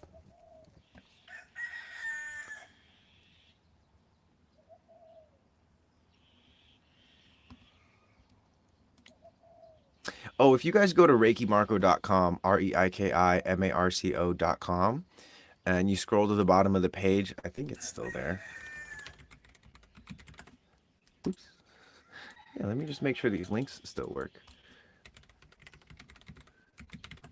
To get to the archive, you go to reikimarco.com.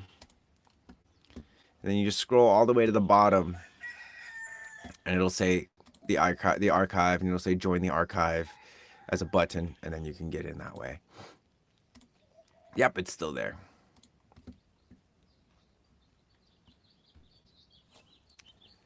Happy birthday. Oh, Gilius, thank you, my friend. Thanks, Jenny. So that's a good idea. I vent to my husband a lot as a way to realign my thoughts. He'll appreciate me venting to the backyard instead. Totally. And it's not that we don't want to hear your what you're going through. It's just most of the time what you're venting about is not what you're going through. It's the things you're moving through to get to what you're actually going through. Like, right, when you're angry, it's not that you're really angry. It's that you're actually sad about something, but you have to move through the anger to get to the sadness. You know what I mean? There's layers to you, and it's very rude and also very detrimental to your actual process to process those initial layers or rely on somebody else to process those initial layers. It's like you putting food in your mouth, chewing it up, and be like, my jaw is tired. Will you chew this up for me? It's like, what the fuck? Anyway, so I'm curious, what is your experience with the information of your personal incarnation cross? I don't really know the type of question I can ask you. It's like pretty free for all. Jane, my incarnation cross is the cross of rulership.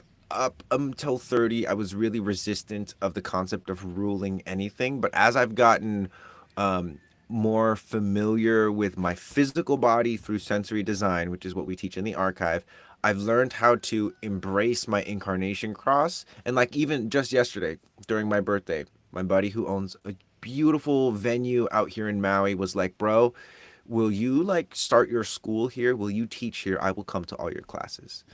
Literally someone putting me in a position of rulership. And so I said, yes, of course. That's exactly. I've been waiting for this invitation. It's the first time he's offered it to me like that, and it was one that was like he was like, I need this in my life. I have the space for us to do this. Let's do this.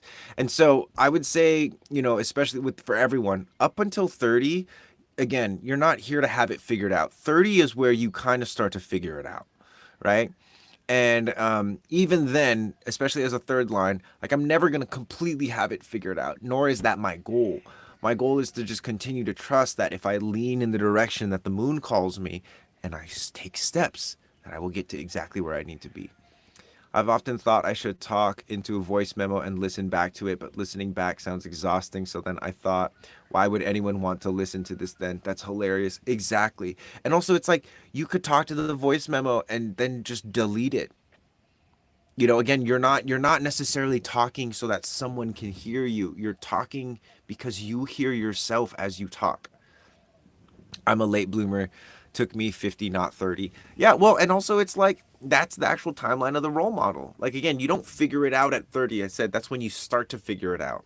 In the sixth line, up until you're 50, you're supposed to be a hypocrite. It's do what I do, not what I say. These are Ra's words. When you hit 50, that's when it's like, okay, now you should actually be able to do what I do because I've figured it out by now. We're not here to figure it out at 30. We're here to like explore at 20, build something in our 30s, and then at 50, that's when we see what it all really means. That's when we really step into a deeper, and it's just deeper layers of you're either layering on the conditioning and you're just doing what everyone says is smart to do or what you're supposed to do, or you're revealing something. You're revealing yourself. You're being brave. You're giving something actually unique to the world, which is what I think we're all here to do. Right angle cross of penetration. You're here to penetrate. You're here to get deeper beneath the surface. And again, you're not going to really learn how to fully do that. Just like I'm not really going to fully learn how to be in a state of rulership until like 40, 50 years old. So for now, it's for you, you know, Jem, it's like whatever your profiles are, martyr and heretic. That's what I'm doing. Rulership. Okay, what does that mean?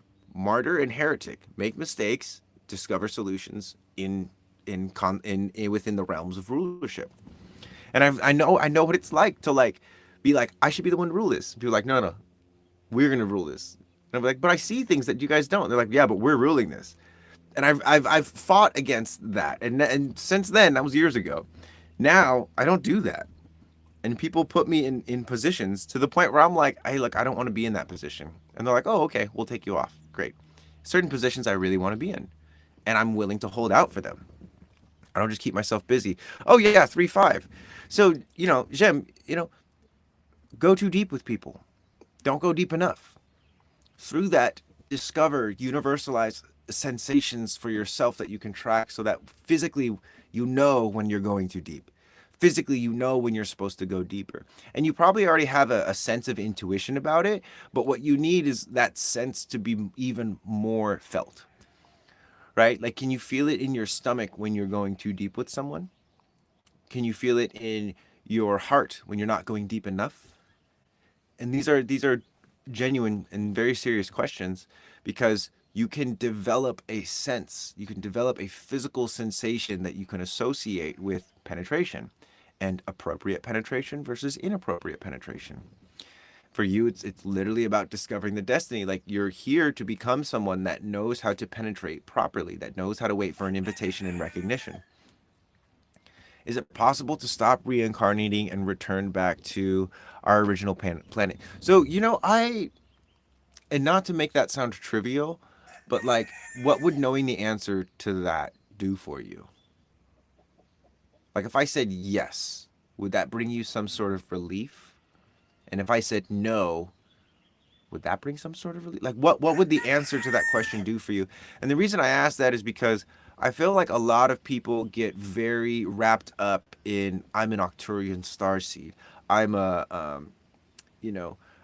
from the Galactic Federation. And not that I don't think any of those things don't exist, but what I see very clearly is human beings feeling homesick for a place that is not here. And I believe that the homesick energy that you feel is not because your home planet is millions of light years away. I believe it's you're disconnected from your body. This is your home away from home. And so regardless of who answers that question, whatever answer they give you, it's something for your mind to bite into. Meanwhile, your body is starving. Your body needs nourishment, not your mind. And that will inherently connect you deeper, not only to your home planet, but it will make you less desiring of an answer to come out of somebody else's mouth. Again, I think all these places exist, but I think also that you wouldn't be here like on accident. Say, hey, Marco, pleasure seeing you live. Yes. Pleasure to be live. I go live every Monday, Wednesday, and Friday, guys. By the way, if you're not following me, please follow me. Like the live, share the live.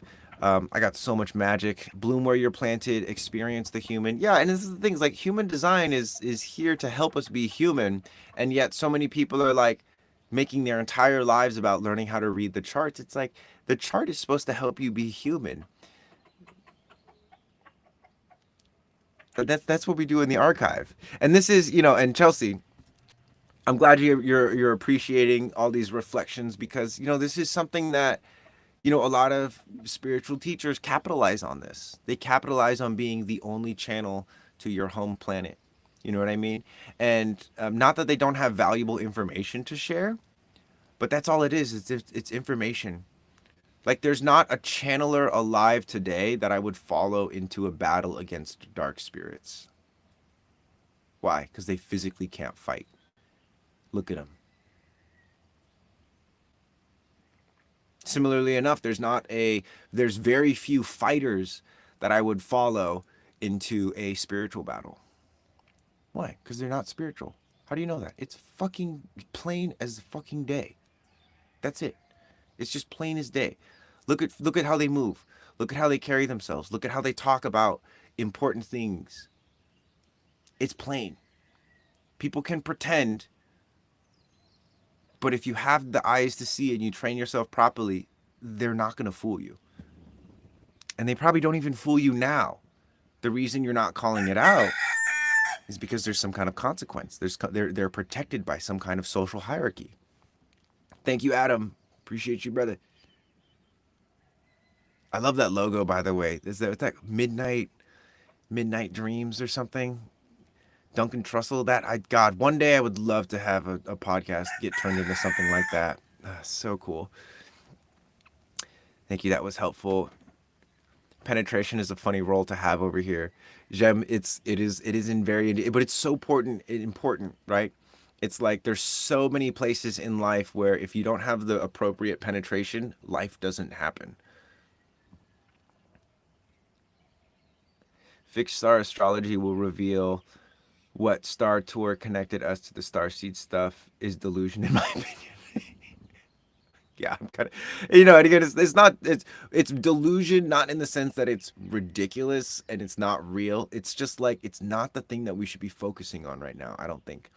I'm a 4/6 emotional projector, but you can see all that on the archive. My struggle is not knowing what my purpose is. Like, what am I here to do? Is it because I'm a 6 line and just don't know yet? Yes, big time. Because I currently don't know why I wake up in the morning. Um, the waves are also play a big part, but even on high days. Yeah, so for me, it's like this. It's like the purpose of inhaling is to get oxygen into your lungs, and the purpose of exhaling is to get carbon dioxide out of your lungs. That's one layer of life. That's the mental layer of life. When you're looking for purpose and a sense of fulfillment, it's like what do you smell in the morning? How does your breath taste in the morning? What does it feel like to swallow in the morning? There's so much more sensation attached to a purpose that the mind cannot comprehend. And one of the things that you're realizing, and I don't know how long you've been in the archive, but it's like the longer you're in the archive, the more you're going to realize that the reason why you don't feel fulfilled is because your mind is attempting to fill a cup that's not even there. It doesn't even know how to, like, the mind doesn't even know how to perceive satisfaction. It thinks up late scrolling on Instagram is satisfaction. See what I mean? Versus if you go into your gut knows, oh yeah, it's. I mean, if you say so, okay, but like, it's, it's just like that. So my breath tastes metallic with all these tongue drills. Oh yeah, I've been in there for a little over a week. Right. So, and this is great because your mind in a way is going to be kind of parasitic. It's going to try and hijack your physical deconditioning and your sensory design experience. Totally fine. Right. What I'm here to say is if you're experiencing these symptoms, it means you're doing something that is threatening to the mind, which is it's a good sign. It's a good sign. The fact that your tongue, you can taste the metallicness in your tongue, that means there's blood in your tongue, or that means that there's heavy metals and minerals that are being moved out of your tongue, right? Some people get sick when they start working in the archive because finally, for the first time in for fucking 20 years, they're moving the out of their face. They're moving the out of their mouth and their jaw. They're getting some certain fluids from their head into their body for the first time in many, many years. So it's a natural sensation. But your purpose will crystallize over time. Especially being a fourth line and a 4-6. One thing about your purpose is that if you're not in a network or in a community that recognizes you, also as a projector, then it's going to be really hard to have a sense of purpose. Bro, I had a gnarly flu for a week. I'm just getting over it. Yeah, that's the move. That's the move because now we're moving stuff. You know what I mean? Now you're not standing in the way of your own healing process. Because a lot of people think they're engaging in healing processes when they're actually it's just like mental this. You know what I mean? I don't want to say the word because I don't want to get banned. But anyway, why would the mind act parasitic? How can I tell when it does? So the mind is parasitic in this sense. The mind likes to have control over things, but the mind can only focus on one thing at a time, and it uses the senses to look outward. It's literally blind. Like when you look inside, can you conceptualize your heart? What happens is you immediately start thinking of any time that you've seen a heart in a video and you're visualizing the heart. But what I'm asking you to do is let go of the visualization and feel the sensation of your heart beating in your chest. The mind doesn't like that because the mind wants to be the one driving. But in human design, we have two sets of placements. We have the red, the design, the vehicle, the body. And then we have the black, the personality, the mind. It's like the passenger who has no idea where we're going and no idea how to drive the car wants to drive the car. And so that's how the mind is parasitic. Is your chicken in the bus? He's really loud. No, he's outside, but let me talk to him real quick. Hey, buddy,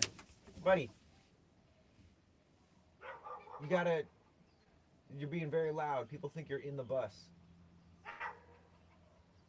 No, I get it. You're out. Yeah, you're out. Look at right here. I gave it last night. I gave it to you.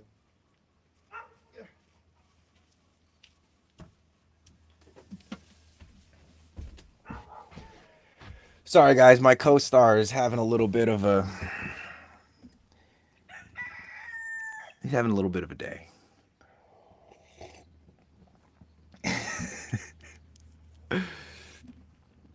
So I get that, but I'm like, recognize me for what? I just feel that I have to go do some stuff so I can get the recognition. I guess I'm afraid of dying in a generator job from burnout to have money. Yeah, I feel you. So in terms of being recognized, it's a great question. Because like, what is it that we want to be recognized for? I personally, again, how I said, everyone's got their healing journey planned out. I think I know what I want to be recognized for. But I know that the thing that's going to like bring me to tears is not going to be my daughter recognizing like, Dad, you're such a good dad. It's going to be the thing I don't expect. Right? And this is where it's like the mind is parasitic in a way that it steals our joy by trying to make life into not a mystery. Life is partially a mystery. There's certain things that it's better to not know. Not because it hurts you to know, but because the pursuit of knowing prevents you from enjoying not knowing. God, I sound like Eckhart Tolle. Oh, yes, you must laugh. The rooster says, my bad, bro. Yeah, he's so he's gotten very comfortable with me. And I wonder how comfortable I've made him.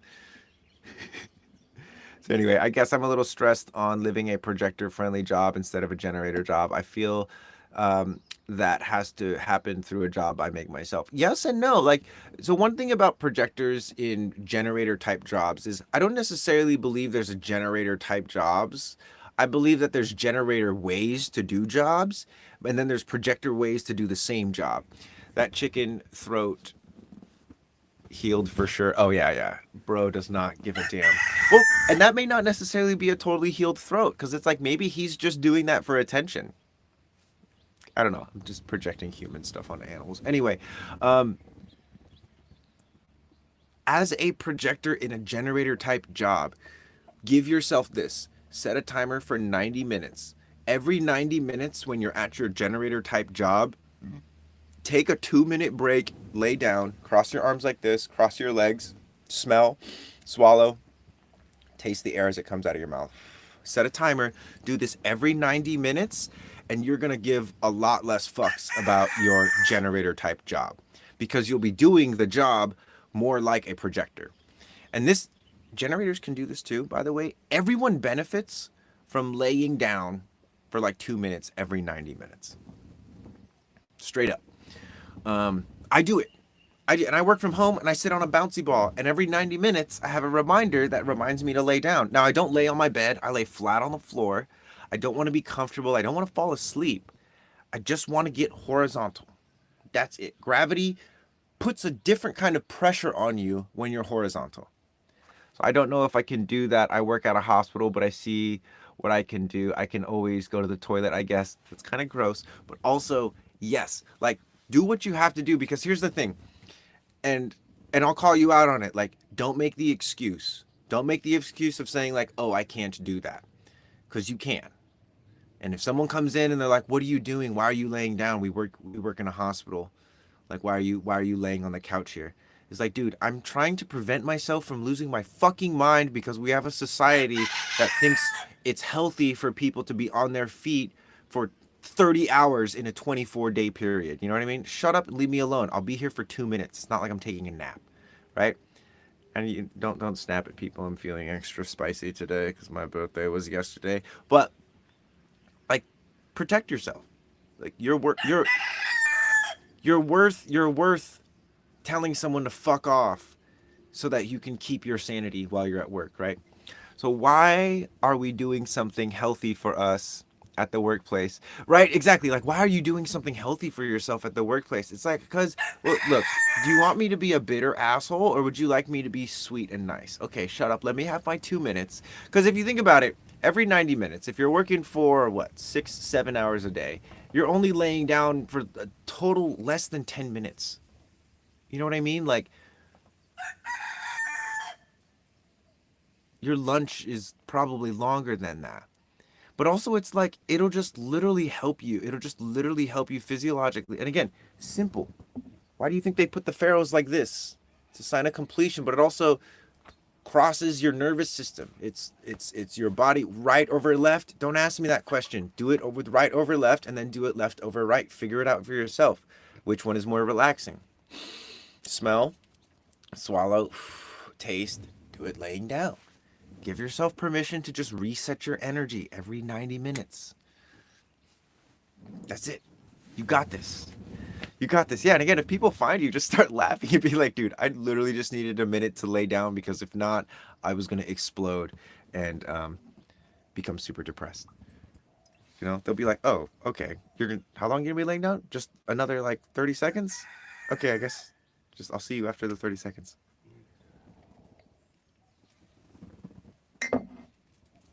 We cannot complain about these square jobs, these soul-sucking jobs, if we are also the ones giving up before implementing any solutions, is what I would say. You're not going to magically find a job or create a career for yourself that's more accommodating of your energy type unless you start to accommodate for your energy type in the situation you are in right now. You will be looking forever until you address how your energy type does the thing that you have to do right now, or the thing that you're doing right now. This is what I mean by work with where you're at. All right, I'll do that. Sweet. I got you. It's going to be just like a trend. We can make that be a trend, right, guys? Just like take 2 minute power resets. They're not power naps, they're power resets. It's so that you can get your circuitry to start working online. And it's literally like this. Like, think about it like buckets. Especially with the undefined centers. Those buckets are like gonna fill up with people's shit, especially if you're working in a place like a hospital. And if you don't empty the bucket out, then when you go to see this patient or that patient, geez, sorry, you're actually not as efficient when you don't empty those buckets. That's the whole point of having an undefined center. It's the ability to keep those centers empty. It's not, oh God, why do I have to keep emptying these buckets? Bro, because you got a bucket. It's great. You can fill it up with whatever you want, and then you can empty it out whenever you want. Same thing with the defined center. It's not like it's always full of your own stuff. And so if you start trying dumping it on other people rather than dumping it in the places where it actually is supposed to go and actually wanting to go, like life is a lot better when you just let it be what it is. In an argument lies now. Right, I've done that. I've literally done that. And it's like sometimes it's funny because it's such a good shift because it's like when you're laying down again, certain things in your circuitry turn off. And if you study dream, rave, any of that kind of stuff, there's a lot of concepts in human design about like what happens to the body when it goes horizontal. I know it, understand it from the physiological aspect as opposed to the human design aspect. But again, humans, when we lay down, our spine is not being compressed downward. So there's less effort that has to be used to stand up. That effort can then get an actual break so that you can actually like lay down, so that you can actually reset your energy. Yeah, and it prevents you from being sloppy and spilling. So I'll make a weird excuse like it straightens my back. People gossip a lot and people get fired too easily. I'm still under education in the year. Yeah, literally. Like, hey, sorry, man. I just had like my back. I've got back spasms. And if I don't lay down every 90 minutes, like I throw my back out and I can't even stand up and I'll be out for a week. Just give me these couple minutes. Totally be clever about it. Yeah, you don't have to be a psycho like me, but like, do what you got to do, and that's great. That's great because there's nothing wrong with like playing the game. You know what I mean? Play the game. People be like, oh, my identity is in danger, so I need to lay down. People be like, oh shit, I'm not touching that one.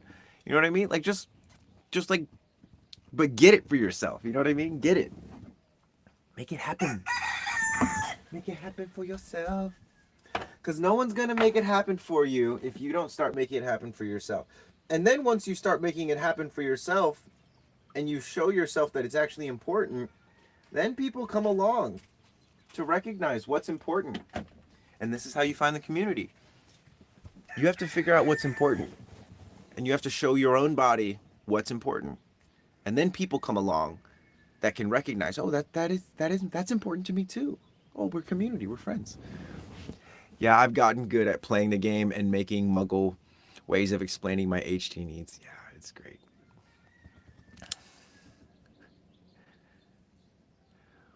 When there is an undefined center, this is a place to reflect from. Since it is empty, it picks up on other people who is defined. Yeah, so one thing about the undefined centers, and it's very, like, on a general level, yes, they're going to sample. But really what's happening is these undefined centers are primarily going to be activated when you have some kind of channel.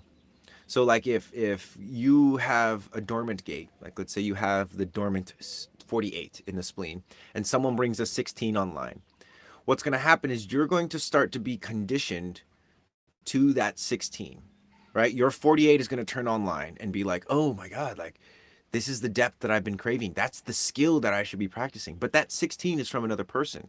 So you might end up, attempting to learn that skill because it made your 48 feel online when that's not actually the skill that you need to be learning. Maybe it feels really good when you're with that person and you're engaging in that skill, but it doesn't mean you need to like go buy your own kayak and invest all this money and energy into like also doing that skill. Maybe that's just the thing you do with that person. Right? So with the undefined centers, what you got to be really mindful of is especially when you're around people, is that you are not assigning an inappropriate amount of value of your time and your energy to a certain thing just because you are friends or you're connected to somebody who puts that much energy into it. And it can be very challenging. It's like if you're in a friendship with someone and your only point of connection with them is, kayaking or canoeing, for instance, because I've been kayaking with my buddy. When I'm out kayaking with my boy, I'm like, dude, I need to get one of these kayaks. This thing is great.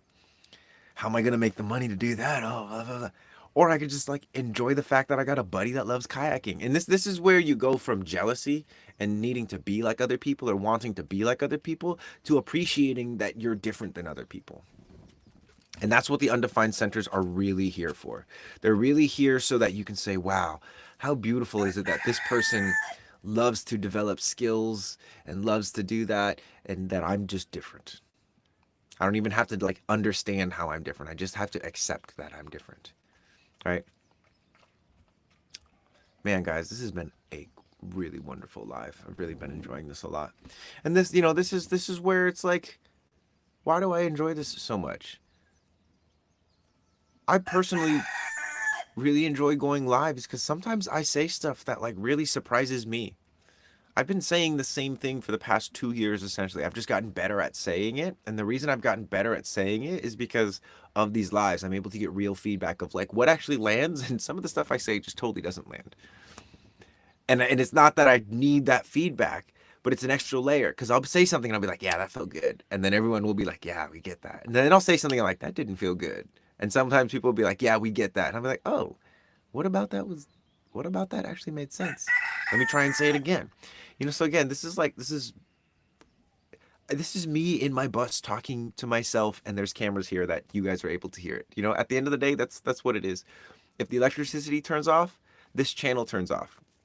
But it is very much so a relationship in terms of like I'm speaking so that I can understand myself, not so that I can educate you guys. I want to understand myself better so that I can continue to bring through the ways that I've found human design and sensory design and lightsabers and everything to be helpful for me. Because when I was learning this stuff, guys, it was me learning it in person from a 40-year-old woman, and I was surrounded by 50-year-old women, and I was like 18. I was like a young boy, just surrounded by women that could be his mother's age, and I didn't have any peers. And so that's one of the reasons why I come on here, is because I'm hoping to find like some peers. And I'm also hoping to find some like 18-year-olds, 16, 17-year-olds that are like, my friends just want to like drink and party and make a bunch of money, and like inherently the kids that feel different than their peers, like I want them to have a place to come to where it's like oh, that's a cool way to be. Lives with nature, has horses walking by in his lives, has pigs and plants stuff, and swings a lightsaber. Like I'd like to be a role model, just because it's like I'm not doing anything that's like I don't think I'm doing how you say much of this like leading people into illusion and delusion. I'm one of those old ladies. Oh my god, it's so fun. Thanks, Marco. Yeah, and I also want, the 30-something-year-olds and 40-something-year-olds, like people my age, to like, dude, like you can live a weird life. You can live a weird life. Any tips for a reflector living with an MG? I work as a health assistant with people all the time. Oh, okay. So one thing about the MG is that the sacral, I like to say the sacral is like extra bouncy with the MG. Whereas with the generator, it like takes more momentum.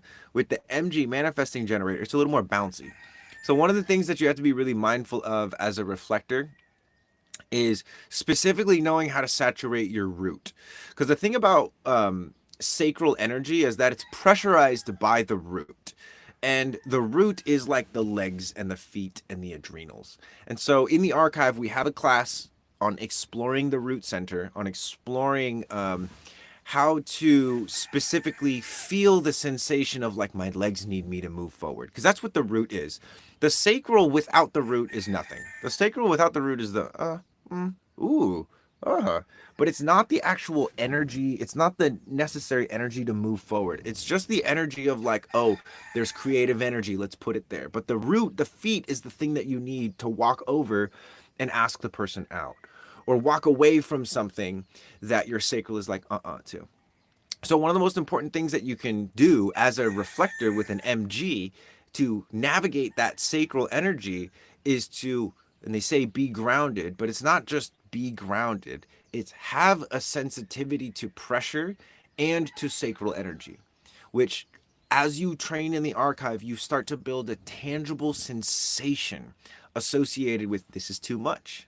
It's like there's this. It was a Grim Adventures of Billy and Mandy. There's an episode where like they're like feasting, and Billy is like fat with food, and he tries to put food in his mouth, but there's so much food it's filled up his throat, and that's literally what for me what feels like when I'm with a sacral being, and enough is enough for me, but I'm with the sacral being and I'm flowing, right? It feels like I try to put something in my mouth and my throat goes like this. It's like, no, we don't got room. Your body already does this, but you're not listening. You're thinking. So you have to learn how to drop into the wisdom of your body so that you can not resist sacral energy or resist the root pressure coming from your MG friend and anyone else, but so that you can feel your own response to it. And again, that's the thing about undefined centers. It's not that they're empty and void of sensation. They're just most of the time undersaturated by your internal authority and oversaturated by the external authority. Hello, new here. What's up? I don't know how to say your name, but we're talking about human design, all this good stuff, specifically undefined centers and defined centers. Marlu found it. Welcome to the family. Yes. I love Billy and Mandy, man. It's been like 15 years since I watched that. I will occasionally go back and watch like Ed, Ed, and Eddie. I have a sticker of Ed, Ed, and Eddie. I actually haven't done that with Ed, Ed, and Eddie, but I will occasionally go back and like rewatch episodes in my head. Sometimes I'll watch them on the computer, but mostly I'll just like rewatch them in my head because there were so many like funny, ridiculous moments, and they don't make TV shows, cartoons especially, the same way that they used to in the 90s, and I just appreciate them so much. So anyway, MGs feel like crazy coffee as a reflector. I get drained, especially with so many activations in the knowing circuit. Totally. And that's the thing is like every single human being alive is almost like bait, right? It's almost like, oh, should I be like that? Should I think about things like that? Should I keep up with that? Should I do that to stay healthy? Should I do that to process my emotions? And with undefined centers and reflectors in particular, it's not that you shouldn't, but it's that you could. It's not a that's better than, try that out. It might work for you for this chapter in your life. But when you go from could to should, and there's a distinct difference. Could is it's possible. Should is if you don't do this, you're bad. Or if you don't do this, you're wrong. Should is what the mind uses to convince you to do things so that you blend in, so that you're like everybody else. Could is a much more free way to experience things. And one thing I would say as well, be mindful of using the word should. Hey, you should do this. Oh, you should hit up this my friend when you're in town. Stop shooting on your friends because you're probably shooting on yourself. Rather than, oh, I could hit this person up. Do I actually want to hit them up? I should hit this person up. They're going to be upset if I don't hit them up. I could hit this person up. They might be upset if I don't hit them up, but I don't really want to hit them up. So don't. What about being a couple with a reflector when you are a reflector? Oh my God, are you a reflector dating another reflector? I can't say that. That sounds like that could either be hell or so fucking cool. I always thought I would end up with a reflector. I'm with a splenic projector, and I love it. And our daughter is an emotional manifester, and I love it. I'm hoping we get a sacral being just because it's like sometimes there's like not enough energy for us to do the things that we want to do. Most of the times we manage pretty well, but sometimes we do get stuck in that like, oh, I don't know, what do we actually want to do? Um, but anyway, a reflector with a reflector. What a trip. What is that like? I wouldn't know. I've never been with a reflector. Also, yes, so if you want to figure out what type you are, all you got to do is go to my website, reikimarco.com, reikimarco.com, and go to my website and you will see it's a body graph generator or discover your human design, generate your body graph, plug in your birth time, day, and location. In the very beginning, the three things that you really want to look at is your profile, your type, and your authority. Those are the three things that are really going to help you out the most in the beginning. After you generate your body graph, you can buy one of my reports. One of them is a $20 analysis, so it'll tell you everything about your body graph. The other one is a $35 report that will tell you everything about your body graph, and it will also teach you about human design so that you're not just kind of like, what do all these numbers and stuff mean? Highly recommend the $35 one. That's the one that teaches you about human design. As I basically took these 400 pages of this book, which is easily regarded as probably like the human design 101 if it was a college course, and I just synthesized it into like 30, 40 pages. So that's how you find out what type you are. And the time does matter. So if you don't know your time, wait and find out the time. And if you don't If you can't find out the time, I would get the app and I would use the birth time explorer on the app to explore the time, because sometimes it changes things a lot and sometimes it doesn't. The app for that is also via the link in my bio. I used to have a teacher that would say, "Don't shit on yourself." She was a cool lady. Yeah, sounds like a cool one. So, Gene, dating another reflector is nice. So much, oh shit, the mirror moments. And thank you for showing me my blind spots. It's dope. Yeah, that sounds like it. Thanks for tonight, Marco. Gotta head to bed. See you in the archive. Matthias, oh sweet, my friend. I didn't put two and two together, but love you, bro. I appreciate hearing all your updates. I'll see you in the archive, my friend. Yeah, like dating, like a reflector dating a reflector. Because here's the thing: not only are most reflectors unconscious of their reflectorness, but they're also like very unconscious of the conditioning and how to actually conceptualize conditioning. Because again, there's a mental conceptualization of conditioning that you can have. But then there's also the somatic, there's the reality of your conditioning. So you might think that you're conditioned to be like a generator, but you might somatically be conditioned to behave like a projector. And what the difference is, quite simply, is that you cannot think your way through physical deconditioning. You have to feel your way through physical deconditioning. And this is where like the archive really comes in handy, because it gives you exercises to like actually physically decondition rather than just like mentally remember these things to look out for. So it's my first long relationship, so I can't compare. And I learned about HD like 2 years after being together. It explains a lot. Yeah, so okay, so one of the things that I would say, as a reflector, I would always sleep in my own bed. In a relationship with another reflector, I would always sleep in my own bed. Not that I wouldn't spend time in bed with my reflector partner, but like currently, my projector partner and me, we always sleep in our own bed. So thanks for your wisdom, brother. Going to bed. Blessings. Blessings, dragon friend. And so you want to be able to actually get your rest. That's one of the main key things in the relationship. So I don't know if you guys live together, Gene. Um, if you don't live together, it's a lot easier.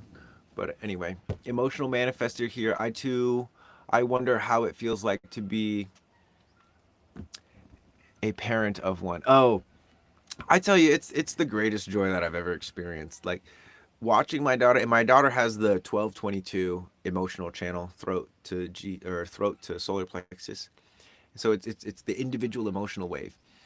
And one thing that I recognize is most of the times when she gets upset, it's because she wants to do something herself, and me or my partner are trying to like do it for her when she wants to like take off her own diaper. And so not only asking consent of like, hey, can I help you with this, or do you want help with this, but sometimes recognizing that like she just has to move through her way. Like she'll do something, cry for like 2 minutes, just like hysterical crying, and it's like not that bad. And there's part of me that wants to say, oh baby, you're okay, you're good, it's fine, nothing's wrong. But I don't. Because if I was doing that, I wouldn't be doing that because, oh, she needs to know that she's safe and it's going to be okay. I would do that because, like, oh, you're loud and I want to shush you. It's an unintentional conditioning mechanism, right? To make my life easier, but it unintentionally suppresses them. I just let her cry. And she cries. And then afterwards, I say, what happened, honey? And she goes, sometimes Vivi cries. V, you smashed her foot. She calls herself you sometimes. And it's the best thing. Like, oh my God, you're figuring out how to like move through your own emotions. I don't need to teach you that. Like you already know how to do that. I just need to not teach you how I think you should do it. I need to watch how you do it, and then I need to reinforce that. And so that's been awesome.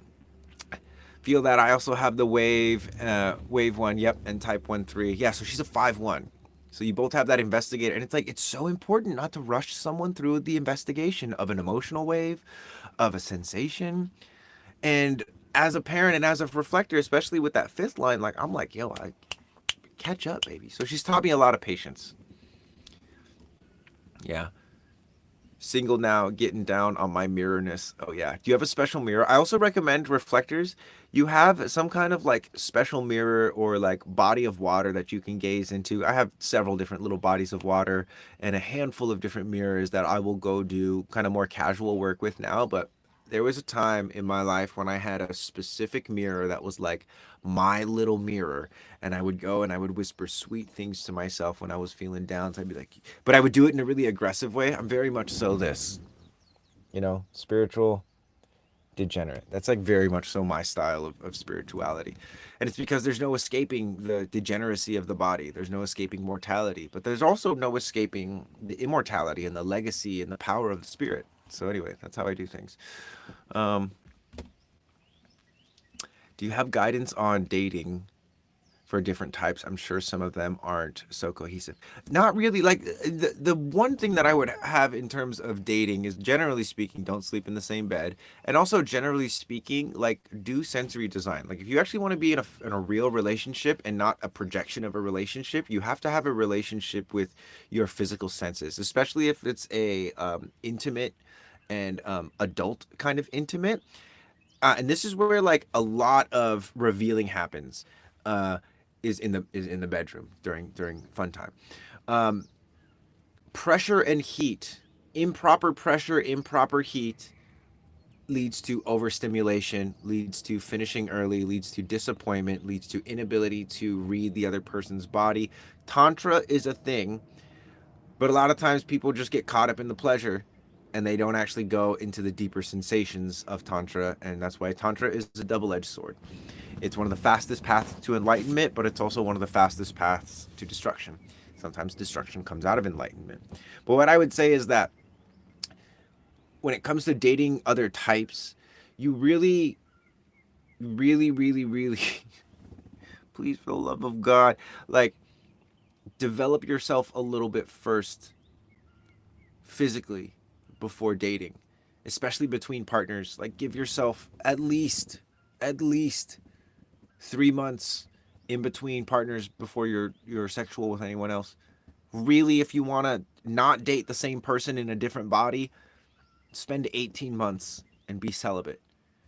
So otherwise, you're gonna date the exact same person, just in a different body. They might be a little bit different. They might be a little bit healthier. The dynamic might be a little bit better. But it's like, if you want to like actually up level, you got to give your neurology time to reset. It takes 18 months for that to happen.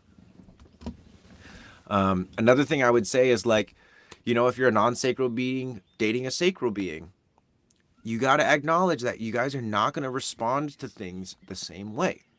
You got to acknowledge that just by way of being together, the sacral being is going to condition the non-sacral being to want or to have energy for the things that they have energy for. And your role is not to resist that. Your role is to have comprehension and communication of what's going on so that you can adapt to that. Like there's nothing wrong with undefined sacral being knowing what satisfies their partner and knowing that, hey, sometimes I do things because not because I want to be satisfied and that's satisfying to me, but because they want to be satisfied. That's called compromise. Compromise is not a bad thing. But if your entire relationship is built off compromise, especially unconscious compromise, you're not in a relationship. You're in something else. If you're both sacral, you got to recognize that, like, sometimes this is satisfying for you, but not satisfying for them. Same concept. What's the compromise, right? How are you guys going to meet each other? Oh, you want pizza? I want chicken? Okay, well, I guess I'll have pizza. If you do that every night, you do that every evening, you're going to start to resent each other. You don't want to project your sacral energies onto each other. You want to like consciously share. You want to share a life with someone. It's not about making the other person like you or being someone that the other person likes. It's about sharing different life together. And so it's the very typical agree to disagree. You want pizza? I want chicken? Okay, I'll go get chicken. I'll go out and get you pizza too. Can we agree on a movie? Okay, great. Let's watch that movie. That kind of stuff. What about the response time? The emotional feels so delayed. Emotional is very delayed. And again, if you're the type of person that is rushing your partner through their emotional process, you guys are partners, but not in love. Love is about acceptance. Love is about not having conditions. Maybe your partnership is more of like a coach and an athlete, or like a teacher and a student, but it's not a romantic loving relationship. A romantic loving relationship is where you're accepting things about each other, and you're accepting things about yourself, and you're setting standards for yourself and for the relationship. Hey, look, when you talk to me this way, I shut down and I have to go away. So either you're going to refine the way that you speak to me in that way, or I'm going to have to take more space away when you talk to me like that. Right? And boundaries are not with your partner, boundaries are with yourself. Standards are with yourself. If you let your partner step over your boundaries and you don't, or step over your standards, the line in the sand that you draw, and you don't erect the boundary, it's not your partner's fault. That's your fucking fault. Developing yourself physically is not necessarily about how you look, by the way. Yes, exactly. It's about the integrity of your tissues. How tightly woven, how much can they relax without losing integrity? Yeah. My intuition is telling me things are going to get better. Does that sound stupid or a sign? Kiwi, you already know the answer to that question. If it's a voice from inside that's telling you things are going to get better, right? You have a choice. You can either trust that voice, trust that intuition, or you can second guess yourself, or you can choose, because it's like we have no idea what's going to happen, right, Kiwi? I don't know what's going to happen. So I feel like I'm almost in this waiting period at the moment, right? Which, Kiwi, like, a couple months ago you were in this live, like, not even in the waiting period. You were like way, way far down. Like, you've made progress. I don't know what it is that you're making, but it's like, sometimes we compare our progress to other people's progress, right? And it's like, if you're negative 100 and now you're negative 80, that's progress, okay? Because there's people that are 50 and then now they're 100. That's also progress. So you can't compare your progress to anybody else's. You can, but it's not very helpful for deciding, like, how valuable is my progress, comparing progress to each other. So what I would say, Kiwi, is that, again, you've been coming in my lives for a while now. I want to invite you to the archive. If you're not already in the archive, please come join the archive, because all the progress that you're making with whatever it is that you're doing, if you were to also add in the sensory design, all this physical sculpting and exploration, sensory exploration, it would just amplify that. It would make that voice inside your intuition. It would be, I think this is my intuition. It would eventually coagulate and turn into, I know this is my intuition and I know how to trust it. Maybe everything around you is saying something otherwise, but it's like, I know the difference between my internal authority and my heart telling me it's going to be okay. I got you. I got you. All right, Kiwi. It's $37, so it's not super expensive, and we made it that way for a reason. It's because we want it to be accessible, and just, again, get in there for a month. And this is the thing, is like, if money is low, like, we've got people in the archive who, it's like they spend their last bit of money on the archive, because recognizing that, for instance, not having money to do the things that are healthy or important for you, that's a form of conditioning as well. And I'm not trying to, like, pressure you to join when it feels right. But what I am saying is that, if you really want to go to a concert, you're going to find a way to make the money, right? If you really want this new product, you're going to find a way to make the money. And this is one of those things that will actually inherently help make you better at making money. It will make you less afraid of the world and more trusting of yourself. That inevitably makes you better at making money. So anyway, so much wisdom. Thank you, bro. So appreciated. Krampus, Zol, much love to you, my friend. Yes. So I learned the most about myself being a reflector, being with another reflector. Two of them will always be in my heart. So many lessons learned. Right angle cross attention, so it's intense. Oh, yes. Oh, yes, yes. I'm a projector, but I don't sleep in a separate bed with my generator manifestor partner, but I did sleep alone before we met. And every once in a while, I'll sleep on the day bed, but not often. Ah, so illuminated within my soul, within thy soul. Do it more. Do it more, especially if you have a manifesting generator partner.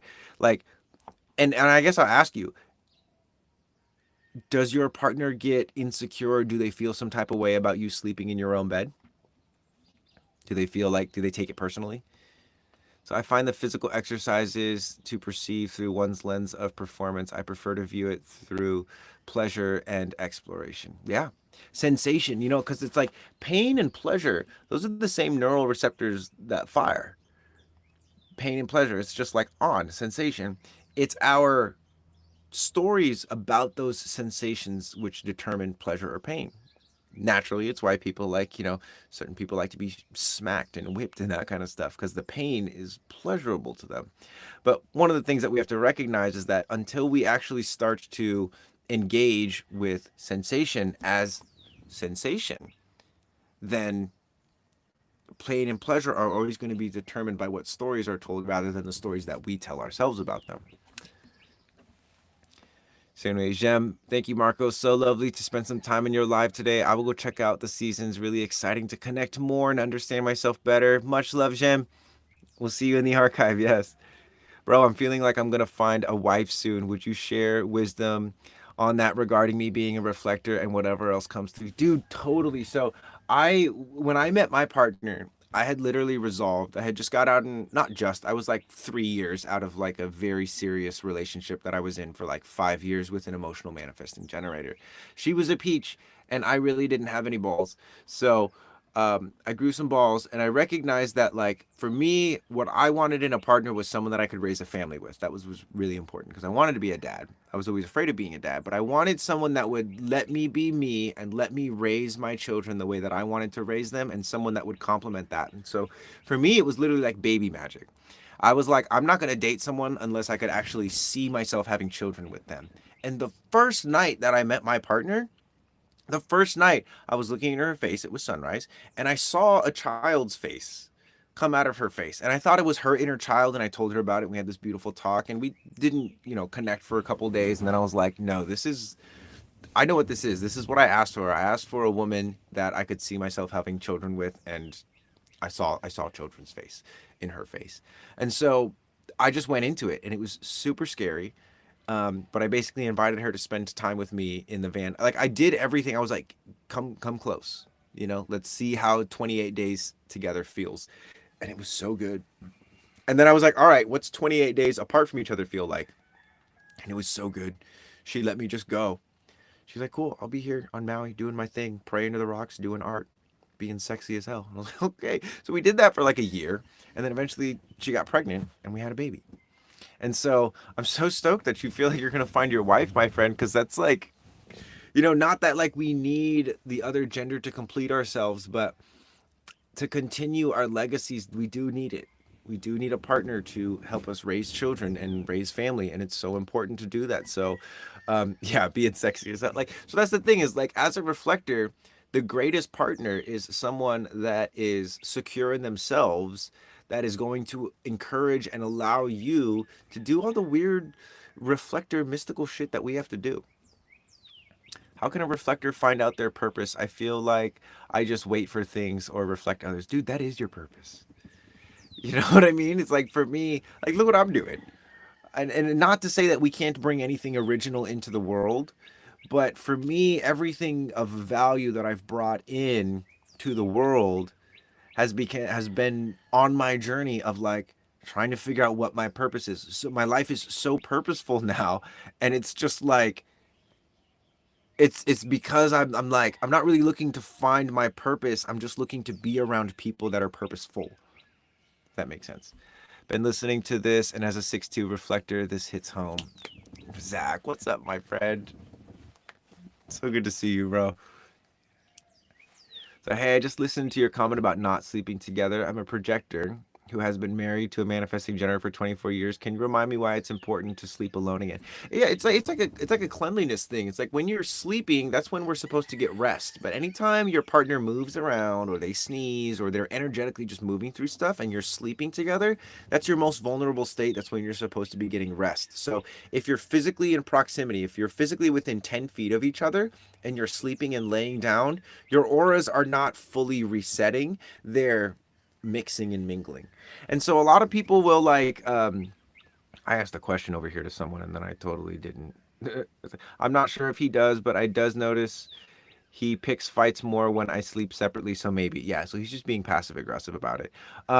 Remind him that this is gonna make the relationship better.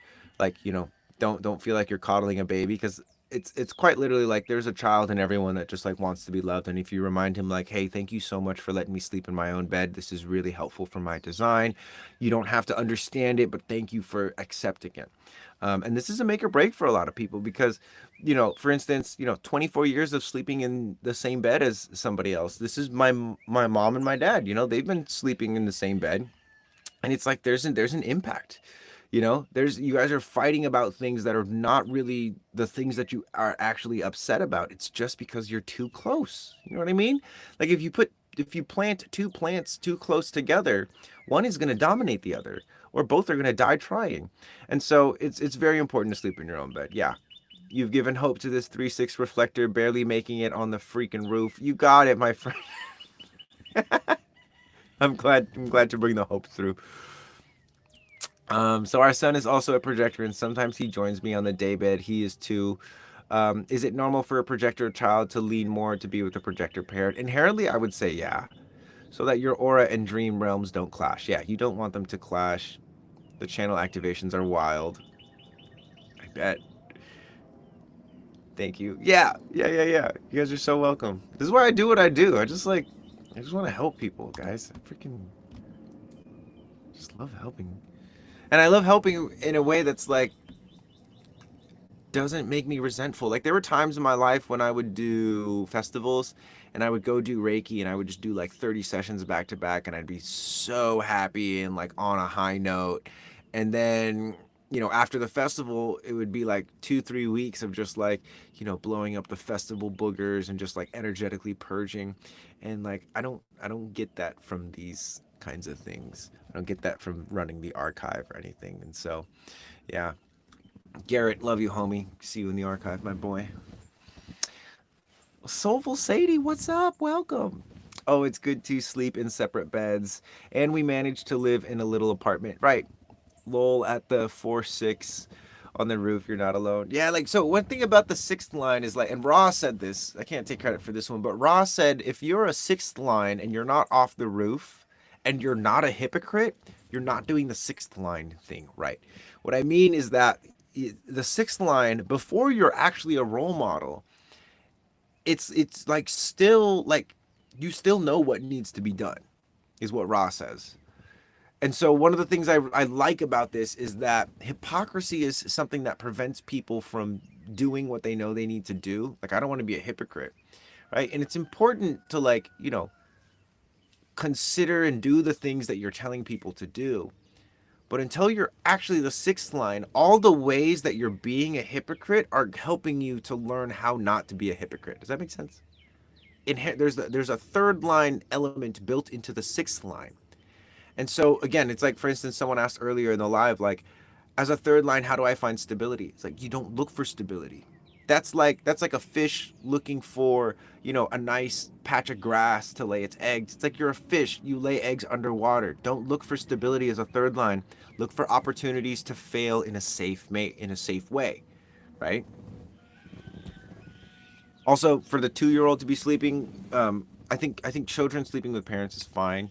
Up until they're like 7 or 8, they should be sleeping in their own beds. But like, or once they get to 7 or 8, they should start sleeping in their own beds. And you, as a parent, can let a kid into your bed every once in a while. But when they're babies and newborns and infants and toddlers, I think it's really healthy for them to sleep with the parents.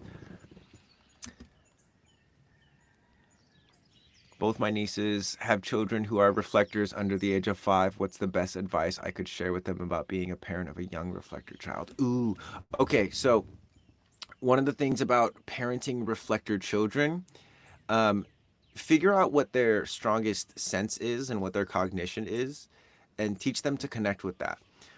Also, I would say eye drills for reflector children is very, very helpful. So, like, one of the eye drills you can have them do is it's called head panning. Basically, you just look forward and then you smell your head to the left, but you keep your eyes looking forward. Swallow, exhale, bring your head back to center, smell the other direction, swallow, exhale, Like sensory exercises for reflectors are so helpful, especially in those like younger years. Super super important. Also important for the parents themselves. Like one of the main things that you need to do as a parent of a child is to not, like, don't think that as a parent with human design that you're equipped to not condition your children. No matter what you do, you're going to condition your children. The key with human design is recognizing how and being able to recognize and take ownership of the way that you're conditioning your children. Does that make sense? It's like you're not going to not condition your children. So the next best thing that you can do is just take ownership and recognize the way that you're conditioning your children, so that hopefully you can have conversations with them when they're capable enough to conceptualize this. But the real goal of a parent is to develop their nervous system and encourage the development of their children's nervous system. And the best way I know how to do that, literally the best way, I created a membership for you guys to learn and learn how to develop your nervous system. It's called the Archive. Link is in the bio. It's $37 a month. As a parent of a reflector child, one of the most important things is learning how to regulate your nervous system, because that child is going to show you shit about yourself that you don't want to ever address, ever. Those children, especially as a team, they're going to show you things in totally polarized ways that you're not going to be able to handle. That's probably why you have reflector children, is because there's things that you can't handle about yourself that you need your child to show you. So develop the nervous system so that you can handle those lessons, so that you can actually enjoy your relationship with your reflector child rather than being resentful of them, because they're going to show you all the things you don't like about yourself. And if you're addicted to the mind, all the things you don't like about yourself, the ways that your children reflect it to you, is going to overshadow and eclipse all the goodness that your reflector children show to you. If you're addicted to the mind, that's what the mind does. It's a problem solving mechanism, right? And it solves problems in a very specific way. The body also solves problems, but it does it in a much different way. It's much more cohesive. It's much less dissecting of situations. It's much more inclusive of and considerate of your own physiology and being. I'll check the archive. Yeah, baby. Get up in the archive. Wow, how wild that you would have two, or your friend would have two. Your sister or brother has two children who are reflectors. Yeah, I like kids love games. They love making weird faces. All right, let's see who can make the biggest chipmunk cheeks. Ooh. Okay, now who can do the biggest chipmunk cheeks and make the biggest nostrils?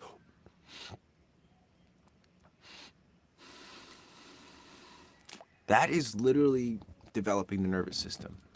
You're building a relationship with pressure and heat.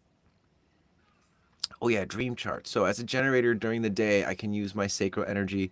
What could be a benefit to me being a reflector during the night? Oh, interesting question. So I don't know, man. I would say like one of the things that you could explore being a reflector as at night. Like I used to do this actually. Try this out. This would be fun. Get a book and then like sleep with the book under your pillow and see if you can't like reflect some of the wisdom from the book. Like actively be reading it, but engage with it in that way. Pick a book that your sacral likes, maybe one that you're not even reading. I don't know. Explore. What I would say is like in your dream time, that's time for you to like really explore and be surprised. So maybe setting an intention before you go to bed of like being surprised by your dreams. And any areas when you wake up and you're disappointed, dream journal. Like if you're interested in dreams, the best thing I can say is just like dream journal. Don't go to Chat GPT. Don't get a dream journal reading. Don't try and look too much into it. Just like start journaling your dreams. Get a nice journal that you enjoy writing in. Have it literally be the first thing that you do when you wake up. Even if you just wake up and you're like, I don't remember my dreams. Do that for 7 days, and then after 7 days, you're gonna start to remember your dreams. The body loves patterns and stuff. I'm literally doing it. Yeah, yeah. And then there's the sour face,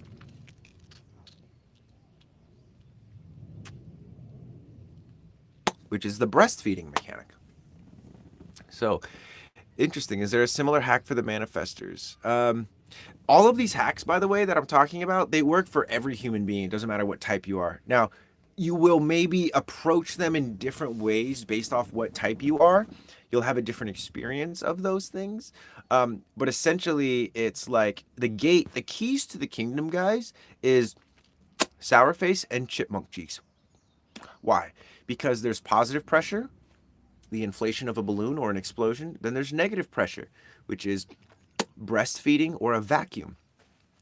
It's here, it's here, it's here, it's here, it's here, it's everywhere. There's these diaphragms all over the body. And until you learn how to harmonize them and get them all to dance in the right way together, not from a mental, what should I be doing, but from a physical standpoint, everything is going to feel discombobulated. You could have all of the answers in the world. This is why people have tons of money, massive influence, but they're still not happy. Why? Because they're not connected to their bodies. The hands and the diaphragm are not connected to the face is not connected to the feet, but it's connected. But it's disconnected. It's fucked. Slept long enough to have dreams last night. It was nice. Oh yeah. See, I rarely remember them. I had a weird one last night. Yeah, so Steve, if you want to work with your dreams, just write them down in the mornings, right? Even if you don't remember them. What are the lessons you've learned from your dreams? They're pretty different. I don't, I've gone through phases where I've done that religiously. I'll wake up and I'll journal my dreams. I don't do that as much anymore because I'm not necessarily looking to my dreams for answers or as an escape from reality. Oftentimes, I'm like, when I go to sleep, I'm like going to sleep so that I can wake up and do this. Like I don't work my days so that I can get rest at night. I rest so that I can wake up and work my days. I gotta pee. If you guys don't mind liking the live and doing all that good stuff while I'm gone, thanks.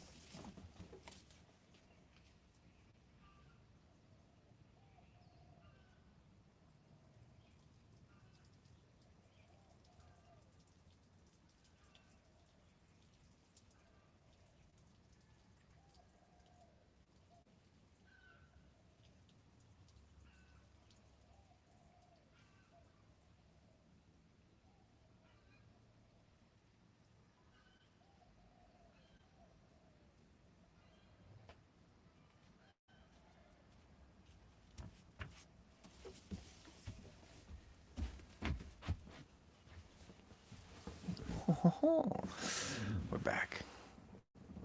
Nighty night. Krampus, been awesome having you here, my friend. But let's see. What are some lessons I've learned from my dreams? Don't take things so seriously. That's one of the biggest lessons that my dreams have taught me because I've had some freaking ridiculous dreams. Also, that imagination is one of the most powerful forces in the world. It's powerful not only for the sense of creation, but imagination is also a destructive force as well as a creative one. Um, and that destruction is sometimes part of the creative process. Um, Good night to Krampus. It's so fun when people are saying good night because it's literally like 11:30 here. Which, oh my God, have we been going for an 2.5 hours?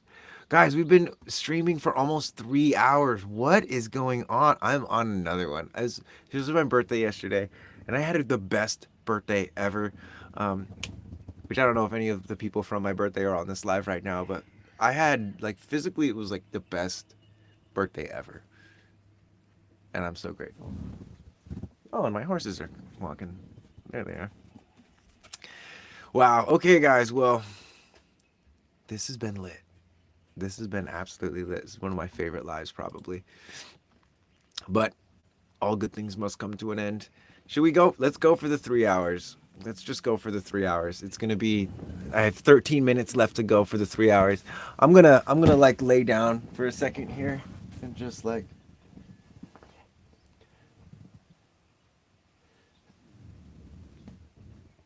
Do you think reflectors can work/live in a toxic environment, or is it just a no?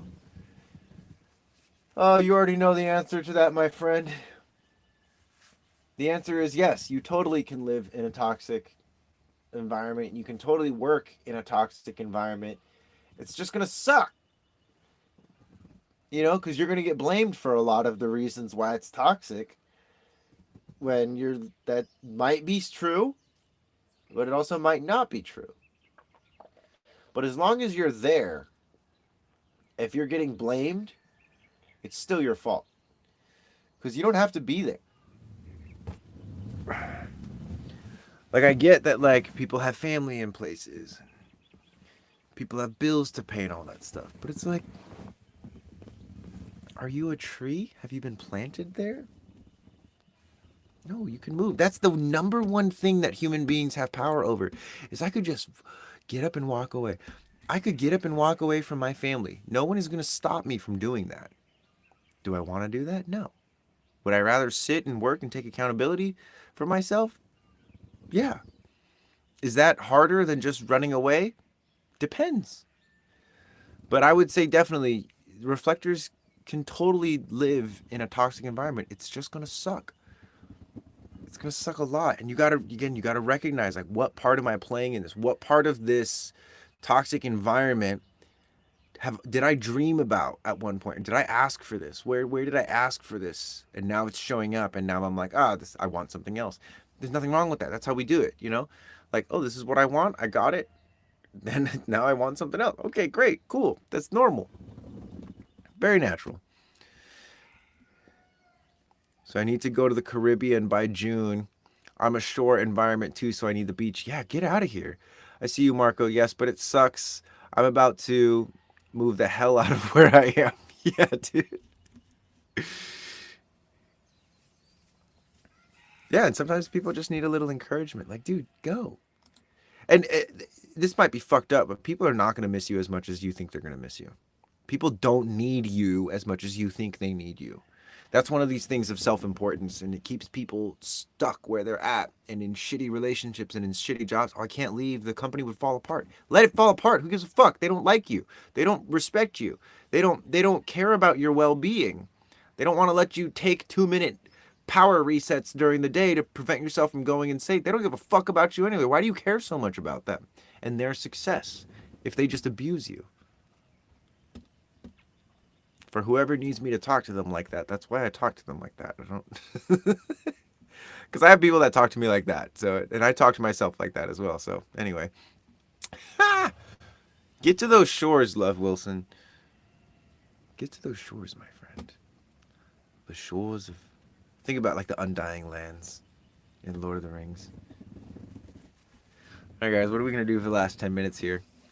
Mental blocks with money is the mad warfare that maintains the loop in a very expensive place to live. Wow, yeah.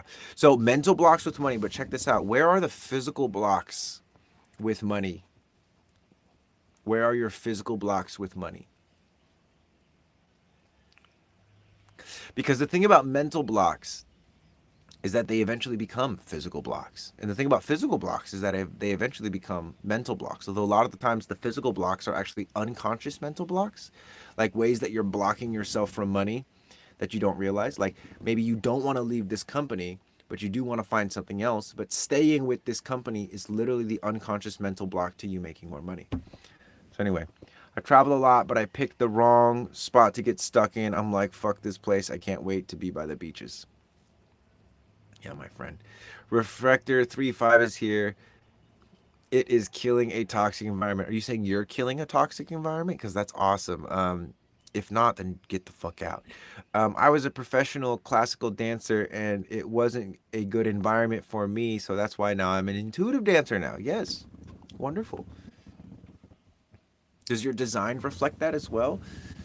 Because sometimes what people will do, and not saying that this is what you're doing, Gene, but sometimes people will perceive that an environment is toxic simply because they're not robust enough to actually be in the environment. Like if you were robust enough, if you were strong enough, if your nervous system was capable enough to actually be in that environment, it might be very conducive for you. Like for instance, like a quad left person in a classical dancer environment, would benefit a lot from that if their nervous system was strong enough. And a quad right person could also benefit from being in a classical dance environment if their nervous system was strong enough. The question always comes down to, can your nervous system handle it? And if your nervous system can't handle it, it's not because it's too much or toxic. It's because your nervous system can't handle it. You see what I mean? This takes the external reaching mind and says, "Hey, okay, it's not that it's too expensive, it's that I can't afford it." Because if it's too expensive, there's something wrong with the entire system and we have to reconstruct the entire system. And this is a lot of work. This is going to take years to like root out systematic racism or sexism or whatever the fuck you want to call it. If it's I can't afford it, it's oh, I can't afford it. How do I make more money? How do I reduce expenses? It's things that you can actually control in your life. So anyway, I spent 30 minutes caving my new room, rearranging with you in the background, and suddenly I felt much calmer. Boom! Cave your room. I live in a valley. My environment is wide valleys, and my literally like you come in through the door, and then there's a door that way. That's why I live in a bus. That's why I've always liked vans and buses because they're natural valleys, right? You naturally energy moves from the front to the back. Anyway, how did you come to the whole human design topic? What was your way? If I'm at, dude, like literally, someone just like was like, "Can I read your human design at like a grand opening for my friend's wellness center?" And I was like, "Yeah, sure." And they're like, "You're a reflector." I was like, "Oh, that's cool." The thing that really got me into human design was meeting my partner Pasha. So when you join the archive, you'll see a video of me and Pasha. He's my partner in the archive. He's like the mad scientist that has like gotten people out of wheelchairs. If you've got scoliosis, he can fix it. He's just like done so many things with the physical body, and he was raised by a reflector. Incredible human being. I have my whole journey with Reiki, and so the two of us together, it's like yin and yang coming together to bring human design into the just human realm, into the develop your senses, decondition yourself, right? And so how I came into the human design topic was I was searching for the best way to be human. And Kundalini Yoga said they had the path. Tantra said they had the path. You know, somatic processing said they had the path. Human design said they had the path. And what I realized was like, whoever invented these systems, those systems that they invented was their path. And so I'm endeavoring to invent a system that is very clearly sensory design is my path. You will have your own sensory design path, and I hope that you believe in it enough that you're able to share it with people and that other people can get benefit from it, but your path is not going to be the same as my path. That's physically impossible. And it's not as fun. But with the tools that I can give you from my journey, you can carve your own path. And this is what we're doing in the archive. We're trying to empower people to make their own path. Can you talk about your deconditioning journey? Totally. So my deconditioning journey really started when I met Pasha. Although I was doing, I was like learning about human design. It actually, I actually started to decondition myself when I actually started to change my behaviors and start to be more particular about the people I was around and the things that I was doing. Because this the thing is like deconditioning mentally is totally different than deconditioning physically. The two are interwoven in a way. But once you start to physically decondition yourself, like you actually start to catch yourself, like, oh, I'm about to say something just for attention. Oh, I'm about to walk away from something and lie to one of my friends rather than saying, yo, I didn't really like how you did that, and it affected me in a big way. And I don't want to talk about it right now, but I'm not leaving because I have to go do something. I'm leaving because I don't want to be around you, and feeling scared of like, oh my God, am I really going to say that to him? Like, yeah, I'm leaving because you're an alcoholic. Why don't you just love me the way I am? Because that's not you, bro. That's some kind of like demon of alcohol. I don't fucking like it. I don't feel safe around it. I don't want you to come find me. It's weird. I don't like it. And so, and I met someone, Pasha, who would actually call me on times when he'd be like, Marco, you don't actually want to come with me. I'm in a heavy emotional wave. I need to handle some stuff. You don't want to like handle these emotional waves. Like, don't you want to like make music or something? And I'm like, damn, I do want to make music, but I feel like I'm a bad friend if I don't go with you. So I'm going to go with you. He's like, nah, dude. So, and I wish that everyone could have a friend like Pasha, which is why I created the archive. So everyone could like have access to him to a degree. But it's something that, physically deconditioned. A lot of people are mentally deconditioning, but that takes for fucking ever. Physical deconditioning, they say, takes 7 years, but it really does not take that long, in my opinion. So my way with human design was like finding out how it not would work for me, like I kind of Frankensteined it together, but I looked at what things were applicable, I applied them, and then I looked at certain things that were not applicable and I found ways to apply them. That's how it happened. So yeah. But it was really exciting learning to get there, so I'm grateful to experience this. Yes, I was at Opera National Ballet, and it was too competitive and a dull environment for me of Paris. Right, and yeah, sometimes we find things right by way of figuring out what we don't want. That's a huge piece of it. And so, grateful for your journey, of course. Just always, I always like to play devil's advocate. Like anytime I'm in a situation where I feel like one of somebody out there is being a bad guy, one of the things that I do is after I've gone through whatever I need to go through, just my own processing of the emotional wave, I will ask myself, how am I the bad guy in this situation? How am I the villain? What must this other person be feeling to come at me with such hostility? And that gives me a level of empathy. But really what I'm looking for is, what are the lessons that I can work on? What are the ways that I'm showing up? And it's not like I'm not enough. It's just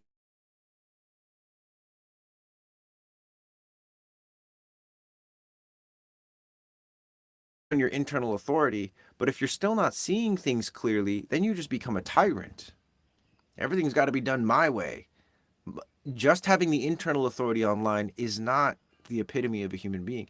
The internal authority that bends to the external authority all the time, that's not the epitome of it either. It's somewhere in between. It's understanding when, okay, my internal authority is appropriate to lead right now versus, okay, no, that person's the expert in this area, I'm going to listen to the external authority. Right? Like if you're in a nature wilderness hike and your internal authority says go jump off that cliff, but your guide says definitely don't do that, you don't need to ask me who to listen to. It should be clear, and by should, I am saying, like, you ought to do this to yourself. You ought to unglue your eyes from your skull. You ought to open up your neck. And not that you will be wrong or bad if you don't, but you will just be suffering, and you will always be looking for somebody else to fix you. Never actually given any effort into like doing it yourself. Dad was a emotional generator, nephew is a projector. What might be the observable difference between similarities or to look for? So with your generator friend, with your generator people, right? There's I like to call it like a sacral bounce. There's like a bounciness to it, right? There's a ooh, oh, a lot of like guttural stuff. If you find projectors that are like ooh, like very engaged like that, it's usually a front. They want you to like them more than they're actually responding. Those are synthesized sacral responses. So that's one thing you can do. Like I love when I'm talking to projectors and they're very like ooh, and I would be like, hey, I don't want to make you feel insecure or like you're doing anything wrong, but are you actually responding to me, or are you just saying that so that I know that you're engaged? Because if you just stare at me with a blank face, I will actually feel more received by you. And I'll say that to people even if I don't know their design. I'll just be like, hey, you're doing a lot of responding. Are you actually like everything I'm saying is lighting you up in that way, or are you like trying to make me feel like I'm received? Because you don't need to do that. It's all good. That's one of the big differences. Aside from like variability and energy level, what are you trying to observe the differences for, Steve? Great question. We did it, guys. This is a 3-hour stream. Trace. 3 hours. My neck is starting to hurt though, so probably need to be doing some laying down here in a second. I'll just lay down for a minute and then have a super strong sign off. Guys, this has been awesome. Thank you for sticking around for 3 freaking hours while I literally just talk and answer questions. Obviously, must have some level of value for you guys, otherwise you wouldn't be tuning in. If you're not already following me, please follow me.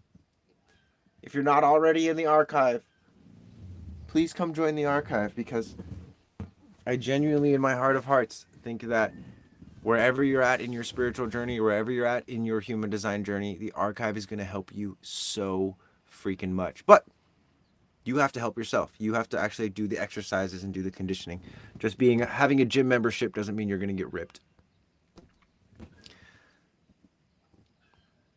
Please come train with us. Yeah. Just want to say thanks for always being yourself. You inspire me, Maine. You're very welcome, David. I don't know how to be anything other than myself. And it got me in trouble with a lot of people because they wanted me to be a certain way for them. And I always used to think, like, why am I getting in trouble for just being myself? But the real question was, why am I not screaming and joyful, so stoked about being rejected by this group of people? Because now I don't have to, like, pretend to be someone they like. Like, I can just be myself. We want the 4-hour stream. I joke, do what you want. I will probably work my way up to a 4-hour stream. Actually, I am super keen on doing one of these ridiculous challenges that because some people do like 24-hour streams. I'm down to do a 24-hour stream, guys. I'm 100% down to do a 24-hour stream. We will just have to figure out a way to like really like I would need support with that. You know what I mean? So anyway, yeah, I am going to sign off here, guys. This was an epic 3-hour stream. We'll work our way up to the 4-hour stream and eventually get to a 24-hour stream. I don't even know what I would do. I'll try and stay for the 24 hours. It's definitely, it's not going to be this one, but we will prepare for it. Like, because I think one of the things is people are like, man, that's freaking crazy and ridiculous. I'll literally like have a nap during a part of the stream, in which I'll need someone to be here to like verify my livingness so that TikTok doesn't end my stream because I'm napping. But anyway, I digress, guys. Much love to you. If you want any help at all, go to my website. I have reports. I do one-on-ones. I have an app, and invitation. The primary thing that I really suggest and invite all of you to participate with is the archive. It's my exclusive membership. We have a unique somatic approach to deconditioning. It's a physical way to embody your human design with physical exercises that you are going to suck at first, but eventually it's going to make you so confident and feel so safe no matter what situation you're in. And it is literally the best way, in my opinion, to use human design, is physically build relationships with your organs and your energy centers rather than just having it all up in your head. Because you could spend 7 years learning everything about human design, but still have the nervous system of a toddler, still feel unsafe, still feel overwhelmed by small things, still not have a strong sense of pressure and heat, and just be like totally discombobulated all the time. So thank you guys so much for being here. I love all of you. I go live Monday, Wednesday, and Friday at 9 a.m. Hawaii Standard Time. So I will see you guys on Wednesday. Until then, hopefully I'll see some of you guys in the archive, and I'll catch you later. First stream as a 32-year-old man. Down. Love you guys. Catch you later.